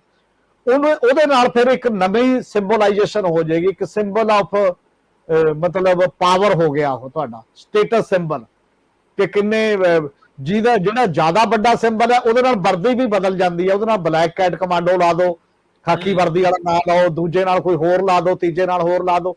ਚਲੋ ਮੰਨਿਆ ਮਨਿੰਦਰਜੀਤ ਬਿੱਟੇ ਵਰਗੇ ਬੰਦੇ ਜਿਹੜੇ ਸ਼ੁਰੂ ਤੋਂ ਉਹੀ ਬੋਲਦੇ ਨੇ, ਉਹਨਾਂ ਮੁਤਾਬਕ ਹੀ ਜਿਵੇਂ ਵੀ ਮਰਜ਼ੀ ਕਰਦੇ ਨੇ, ਤੇ ਉਹਨਾਂ ਨੂੰ ਤਾਂ ਸਰਪ੍ਰਸਤੀ ਸਟੇਟ ਦੀ ਉੱਪਰੋਂ ਹੈਗੀ ਹੈ ਵੀ ਤੇਰਾ ਕੰਮ ਹੀ ਇਹ ਹੈ, ਤੇਰਾ ਹੋਰ ਕੋਈ ਕੰਮ ਨਹੀਂ ਹੈ। ਮਤਲਬ ਕੋਈ ਡਾਇਰੈਕਟਰੀ ਨਾ ਕੋਈ ਪਾਰਟੀ ਨਾ ਕੋਈ ਜਥੇਬੰਦੀ ਨਾ ਕੋਈ ਹੋਇਆ ਜਾ, ਪਰ ਉਹ ਲਗਾਤਾਰ Z+ ਸਿਕਿਉਰਿਟੀ ਦਾ ਇੱਕ ਸਿਸਟਮ ਹੈ। ਜਿਹੜੇ ਪੋਲੀਟੀਸ਼ੀਅਨ ਇਹ ਕਰਦੇ ਨੇ ਕਿ ਅਸੀਂ ਲੋਕਾਂ ਦੀ ਰਾਜਨੀਤੀ ਕਰਨੀ ਹੈ, ਲੋਕਾਂ ਦੇ ਫਾਇਦੇ ਲਈ ਕਰਨੀ ਹੈ, ਤੇ ਅਸੀਂ ਸੈਲੀਬ੍ਰਿਟੀ ਵੀ ਹੈਗੇ ਆ, ਅਸੀਂ ਬਿਲਕੁਲ ਲੋਕ ਸਾਨੂੰ ਮੁਹੱਬਤ ਕਰਦੇ ਨੇ। ਘੱਟੋ ਘੱਟ ਉਹਨਾਂ ਨੂੰ ਤਾਂ ਆਪਣੇ ਪੱਧਰ ਦੇ ਉੱਤੇ ਵੀ ਇੱਕ ਰੋਲ ਮਾਡਲ ਦੇ ਤੌਰ ਤੇ ਪੇਸ਼ ਹੋਣਾ ਚਾਹੀਦਾ ਬਾਕੀ ਦੇ ਮੁਕਾਬਲੇ। ਦੂਜੀ ਗੱਲ, ਜਿਨ੍ਹਾਂ ਦੇ ਕੋਲੇ ਪੈਸੇ ਕਾਫੀ ਜ਼ਿਆਦਾ ਨੇ, ਹਰ ਸੈਲੀਬ੍ਰਿਟੀ ਜਿਹੜੀ ਹੈ ਉਹਨੂੰ ਸਰਕਾਰੀ ਗਨਮੈਨ ਨਹੀਂ ਮਿਲਦੇ, ਔਰ ਉਹ ਆਪ ਆਪਣੇ ਬਾਉਂਸਰ ਰੱਖਦੇ ਨੇ, ਹਮੇਸ਼ਾ ਇਦੋਂ ਪਹਿਲਾਂ ਵੀ ਰੱਖਦੇ ਨੇ ਤੇ ਸਾਰੇ ਲੋਕ ਰੱਖਦੇ ਨੇ, ਤੇ ਕਿਉਂਕਿ ਉਹਨੇ ਪੈਸੇ ਪੇ ਕਰਨ ਦੇ ਪੋਜੀਸ਼ਨ 'ਚ ਹੁੰਦੇ ਨੇ। ਤਾਂ ਇੱਧਰ ਆ ਕੇ ਸਰਕਾਰੀ ਖਜ਼ਾਨਾ ਚੂੰਡਣ ਲਈ ਕਿਉਂ ਫਿਰ ਉਹੀ ਚੀਜ਼ ਬਦਲ ਜਾਂਦੀ ਹੈ? ਤਾਂ ਤੁਸੀਂ ਵੱਖਰੇ ਕਿਵੇਂ ਹੋ ਦੂਜੇ ਕਿਸੇ ਵੀ ਦੇ ਨਾਲੋਂ? ਜਿਹੜਾ ਕੋਈ ਦੂਜਾ ਸੀ ਤੇ ਮਤਲਬ ਬੰਦਾ ਇਦੋਂ ਪਹਿਲਾਂ ਜਿਹੜਾ ਸਿਆਸਤ ਦੇ ਵਿੱਚ ਹੀ ਮੱਥਾਮਾਰੀ ਕਰ ਰਿਹਾ, ਤੁਸੀਂ ਕਿਤੋਂ ਕਮਾ ਕਮੂ ਕੇ ਆਏ ਹੋ ਕਾਫੀ ਕੁਛ, ਤੁਹਾਡੇ ਕੋਲ ਸਾਰਾ ਕੁਝ ਇਹੋ ਜਿਹਾ ਬਣਿਆ, ਤੁਸੀਂ ਪਾਰਟ ਟਾਈਮਰ ਸੀਗੇ, ਇੱਕ ਪੂਰਾ ਆਧਾਰ ਬਣਾਉਣ ਤੋਂ ਬਾਅਦ ਇੱਧਰ ਆਏ ਹੋ। ਤੁਸੀਂ ਉਹਦਾ ਵੀ ਕੋਈ ਚੋਣ ਪੂਣ ਕੱਢ ਦੋ ਮਾੜੀ ਮੋਟੀ ਕਿਸੇ ਨਾ ਕਿਸੇ ਤਰੀਕੇ ਦੇ ਨਾਲ। ਉਹਨੂੰ ਉਸ ਪੋਲੀਟੀਸ਼ੀਅਨ ਨਾਲ ਨਾ ਜੋੜੋ ਜਿਹੜਾ ਆਪਟ ਕਰ ਗਿਆ ਆਪਣੇ ਆਪ ਨੂੰ, ਜਿਹੜਾ ਹੋਲ ਟਾਈਮ ਪੋਲੀਟੀਸ਼ੀਅਨ ਬਣਿਆ ਤੇ ਹੋਲ ਟਾਈਮ ਪੋਲੀਟੀਸ਼ੀਅਨ 'ਚ ਧੱਕੇ ਖਾਦੇ ਨੇ, ਹੌਲੀ ਹੌਲੀ ਇੱਕ ਪ੍ਰੋਫਾਈਲ 'ਚ ਉੱਥੇ ਜਾ ਕੇ ਗਿਆ। ਮੈਨੂੰ ਲੱਗਦਾ ਦੋਨਾਂ 'ਚ ਖਰਚ ਵੀ ਬਖਰੇਵਾ ਕਰਨ ਦੀ ਲੋੜ ਹੈ ਕਿ ਜਿਹੜੇ ਬੰਦੇ ਨੇ ਅਮਨਮੱਤਾ ਪੈਸਾ ਕਮਾਇਆ ਭਾਈ ਕਿਸੇ ਵੀ ਮਾਮਲੇ ਰਾਹੀਂ, ਕਿਸੇ ਵੀ ਰਸਤੇ ਰਾਹੀਂ, ਉਹ ਤੇ ਇੱਕ ਹੋਲ ਟਾਈਮ ਪੋਲੀਟੀਸ਼ੀਅਨ, ਦੋਨਾਂ 'ਚ ਫਰਕ ਹੈਗਾ ਹਜੇ ਵੀ, ਔਰ ਹੋਣਾ ਚਾਹੀਦਾ ਇਹ ਸਾਰੇ ਮਾਮਲੇ ਦੇ ਵਿੱਚ। ਔਰ ਇਸੇ ਕਰਕੇ ਇਹ ਵੀ ਹੈ ਕਿ ਜਿਹੜੀਆਂ ਕਾਰਾਂ ਵੀ, ਜਿਵੇਂ ਉਹਨਾਂ ਨੇ ਦੱਸਿਆ ਸੀ ਸਰਦਾਰ ਜਗਤਾਰ ਸਿੰਘ ਹੋਣਾ ਨੇ, ਇਹ ਸਿਕਿਉਰਿਟੀ ਵਹੀਕਲ ਸੀ। ਅੱਜ ਤੱਕ ਵੀ ਇਹ ਸਿਕਿਉਰਿਟੀ ਵਹੀਕਲ ਦੇ ਨਾਂ ਤੇ ਉਸ ਲੈਵਲ ਤੇ ਦਿੱਤਾ ਜਾਂਦਾ ਹੈ। ਪਹਿਲਾਂ ਯਾਦ ਹੋਣਾ ਤੁਹਾਡੇ, ਕੋਈ ਜਿਪਸੀ ਦਿੱਤੀ ਜਾਂਦੀ ਸੀ, ਜਿਹੜੇ ਤਾਂ ਥੋੜੇ ਜਿਹੇ ਠੀਕ ਘਰਾਂ ਦੇ ਬੰਦੇ ਸੀ, ਜਿਨ੍ਹਾਂ ਕੋਲ ਪੈਸੇ ਸੀ, ਉਹਦੀ ਕਾਰ ਪੂਰੇ ਚੱਲਦੀ ਸੀ, ਸਿਕਿਉਰਿਟੀ ਵਹੀਕਲ ਪਿੱਛੋਂ ਉਹਦੇ ਪਿੱਛੇ ਜਿਪਸੀ ਚੱਲਦੀ ਸੀ। ਜਿਹੜੇ ਥੋੜੇ ਗਰੀਬ ਮਾਮਲੇ ਸੀ ਉਹ ਜਿਪਸੀ 'ਚ ਹੀ ਬਹਿ ਜਾਂਦਾ ਸੀ, ਮੂਹਰੇ ਬੰਦਾ ਕਹਿੰਦਾ ਸੀ ਚੱਲ ਆਪਾਂ ਚੱਲਦੇ ਆ। MLA ਜਿਹੜੇ ਨਾ ਖਾਸ ਤੌਰ ਤੇ ਦਲਿਤ ਸੈਕਸ਼ਨ 'ਚੋਂ ਆਏ, ਗਰੀਬੀ ਦਾਵੇ 'ਚੋਂ ਕਿਤੋਂ ਆਏ, ਉਹ ਆਏ ਸੀ। ਫਿਰ ਉਹ ਬਦਲਾ ਕੇ ਇਨੋਵਾ 'ਚ ਕਰ ਲਈ, ਇਨੋਵਾ ਤੋਂ ਬਾਅਦ ਕਦੇ ਕੋਈ ਹੋਰ ਕਰ ਲਈ, ਤੇ ਉਹ ਸਾਰੀਆਂ ਚੀਜ਼ਾਂ ਬਦਲ ਲਈਆਂ। ਹੁਣ ਇਹ ਸਿਕਿਉਰਿਟੀ ਵੀ, ਹੁਣ ਮਿਲੀਟੈਂਸੀ ਅਸੀਂ ਕਹੀ ਜਾਂਦੇ ਆ, ਬੇਅੰਤ ਸਿੰਘ ਵੀ ਇਹਦਾ ਫਾਇਦਾ ਲੈ ਲਿਆ ਵੀ ਦੇਖੋ ਜੀ ਅਸੀਂ ਤਾਂ ਮਿਲੀਟੈਂਸੀ ਖਤਮ ਕਰਤੀ, ਬਾਕੀ ਵੀ ਸਾਰੇ ਲੈ ਰਹੇ ਨੇ, ਤਾਂ ਭਾਈ ਸਿਕਿਉਰਿਟੀ ਵਹੀਕਲ ਕਾਹਦੇ ਵਾਸਤੇ? ਫਿਰ ਜੇਕਰ ਬਾਕੀ ਸਾਰੇ ਚਲੇ ਗਏ, ਉਹ ਤਾਂ ਵਿਡਰਾ ਕਰ ਲਓ, ਜਾਂ ਤੁਸੀਂ ਨਵਾਂ ਰੈਗੂਲੇਸ਼ਨ ਕਰੋ ਵੀ ਅੱਜ ਤੱਕ ਇਹ ਸਿਕਿਉਰਿਟੀ ਵਹੀਕਲ ਸੀ, ਹੁਣ ਸਾਡੇ ਕੋਲ ਬਹੁਤ ਪੈਸੇ ਨੇ, ਸਾਡੀ ਇਕਨੋਮੀ ਗਰੋ ਕਰ ਗਈ ਹੈ, ਅਸੀਂ ਆਪਣੇ ਐਮਐਲਏ ਨੂੰ ਵੀ ਦੇਣ ਦੇ ਸਮਰੱਥਾ ਔਰ ਚੰਗੀਆਂ ਗੱਡੀਆਂ ਦੇਵਾਂਗੇ, ਉਹ ਚੰਗੇ ਕੰਮ ਕਰਨਗੇ। ਉੱਪਰ ਕੋ ਕੰਨ ਪਿੱਛੇ ਦੀ ਹੋਰ ਹੱਥ ਨਾਲ ਕਿਉਂ ਫੜ ਰਹੇ ਹੋ ਉਹਨੂੰ? ਡਾਇਰੈਕਟ ਕਹੋ, ਲੋਕ ਵੀ ਦੇਖ ਲੈਣਗੇ ਕਿ ਹਾਂ ਡਾਇਰੈਕਟ ਗੱਲ ਹੈ ਜਾਂ ਨਹੀਂ ਹੈ। ਇਸ ਕਰਕੇ ਇਹ ਜਿਹੜੀਆਂ ਚੀਜ਼ਾਂ ਨੇ, ਕੱਲਾ ਐਮਐਲਏ ਐਮਪੀ ਨਹੀਂ, ਇੱਥੇ ਕਿੰਨੇ ਸੈਂਕੜੇ ਬੰਦੇ ਨੇ ਜਿਨ੍ਹਾਂ ਨੇ ਇੱਕ ਇੱਕ ਦੋ ਦੋ ਗਨਮੈਨ ਲੈ ਰੱਖੇ ਨੇ, ਕੇਵਲ ਇਸੇ ਕਰਕੇ ਕਿ ਜਦ ਉਹ ਪਿੰਡ 'ਚ ਤੁਰਦਾ ਉਹਦੇ ਨਾਲ ਇੱਕ ਬੰਦਾ ਹੁੰਦਾ, ਨਾਲੇ ਤਾਂ ਉਹਦੀ ਗੱਡੀ ਚਲਾਉਂਦਾ, ਨਾਲੇ ਮੁਫਤ ਦਾ ਡਰਾਈਵਰ ਮਿਲ ਗਿਆ, ਨਾਲੇ ਕਿਤੇ ਵੀ ਤੋਰਨਾ ਹੁੰਦਾ ਉਹ ਤੋਂ ਰਾਹ ਪੁੱਛ ਕੇ ਆ ਉਧਰ ਵੀ ਚਲਾ ਜਾਂਦਾ। ਉਹ ਸਾਰੇ ਚਪੜਾਸੀ ਤੋਂ ਲੈ ਕੇ, ਚੌਕੀਦਾਰ ਤੋਂ ਲੈ ਕੇ, ਸਿਕਿਉਰਿਟੀ ਵਾਲੇ ਤੋਂ ਲੈ ਕੇ ਸਾਰੇ ਕੰਮ ਵਿਚਾਰਾ ਉਹ ਫਸਦਾ, ਜਿਹਦੇ ਤੇ ਲੱਖਾਂ ਰੁਪਇਆ ਲੱਗਦਾ ਟ੍ਰੇਨ ਸਿਪਾਹੀ ਕਰਨ ਦੇ ਵਾਸਤੇ। ਪਹਿਲਾਂ ਭਰਤੀ ਹੁੰਦਾ, ਫਿਰ ਉਹਦੀ ਟ੍ਰੇਨਿੰਗ ਹੁੰਦੀ ਹੈ, ਟ੍ਰੇਨਿੰਗ ਤੋਂ ਬਾਅਦ ਉਹਨੂੰ ਇਹ ਮੰਨਿਆ ਜਾਂਦਾ ਕਿ ਇਹ ਜਿੱਥੇ ਕਿਤੇ ਸਿਕਿਉਰਿਟੀ ਦੀ ਲੋੜ ਪਏਗੀ ਉੱਥੇ ਸਾਡੇ ਲਈ ਜ਼ਿੰਮੇਵਾਰ ਬਣੇਗਾ। ਤੇ ਤੁਸੀਂ ਕੀ ਕਰਤਾ ਉਹ ਬੰਦੇ ਦਾ, ਵਿਚਾਰੇ ਦਾ ਲਿਆ ਕੇ, ਤੇ ਉਹ ਕੱਲਾ ਸਰਕਾਰੀ ਉਹਦੇ ਨਾਲ ਤੇ ਉਹਦੀ ਵੀ ਤੋਹੀਨ ਹੈ। ਉਹ ਕਿਸੇ ਨਿੱਜੀ ਬੰਦੇ ਦੇ ਗਲ ਪਾਤਾ ਤੁਸੀਂ ਵੀ, ਕੋਈ ਨਿੱਜੀ ਬੰਦੇ ਦੇ ਅੱਗੇ ਪਿੱਛੇ ਤੁਰਿਆ ਫਿਰਦਾ, ਜਦ ਮਰਜੀ ਵੀ ਤੁਸੀਂ ਉਹ ਤੋਂ ਕੰਮ ਲੈਂਦੇ ਹੋ। ਇਸ ਲਈ ਭਰਤੀ ਨਹੀਂ ਹੋਇਆ, ਉਹ ਸਰਕਾਰੀ ਓਵਰਆਲ ਸੈਂਸ ਆਫ ਸਿਕਿਉਰਿਟੀ ਲਈ ਭਰਤੀ ਹੋਇਆ ਸੀ ਕਦੇ ਜਾ ਕੇ। ਇਸ ਲਈ ਉਹਨਾਂ ਵੱਲ ਵੀ ਧਿਆਨ ਦੇਣ ਦੀ ਲੋੜ ਹੈ। ਜੀ ਬਿਲਕੁਲ, ਬੜਾ ਅਹਿਮ ਸਵਾਲ ਹੈ ਇਸ ਵੇਲੇ ਦਾ ਕਿ ਇਹ ਇੱਕ ਆਸ ਜਗੀ ਸੀ ਕਿ ਆਮ ਆਦਮੀ ਪਾਰਟੀ ਉਹ ਸਾਰੀਆਂ ਜਿੰਨੀਆਂ ਇਸ ਤਰ੍ਹਾਂ ਦੀਆਂ ਮੁਸ਼ਕਲਾਂ ਸੀਗੀਆਂ ਇਹਨਾਂ ਨੂੰ ਦੂਰ ਕਰ ਦੋ। VVIP ਕਲਚਰ, ਲਾਲ ਬੱਤੀ ਕਲਚਰ, ਗਨਮੈਨ ਕਲਚਰ, ਵੱਡੀਆਂ ਕੋਠੀਆਂ ਤੇ ਸਹੂਲਤਾਂ ਦੇ ਕਲਚਰ, ਉਹ ਮੈਨੂੰ ਲੱਗਦਾ ਮੁੱਕਣੀ ਨਹੀਂ ਗੱਲ। ਇਹ ਸਵਾਦ ਹੀ ਹੁੰਦੇ ਆ ਜਿਹੜਾ MLA ਬਣ ਜਾਂਦਾ ਉਹ ਨਹੀਂ ਜੇ ਪਿੱਛੇ ਹਟਦਾ। ਬਹੁਤ ਮਿਹਰਬਾਨੀ। Thank you. ਸ਼ੁਕਰੀਆ।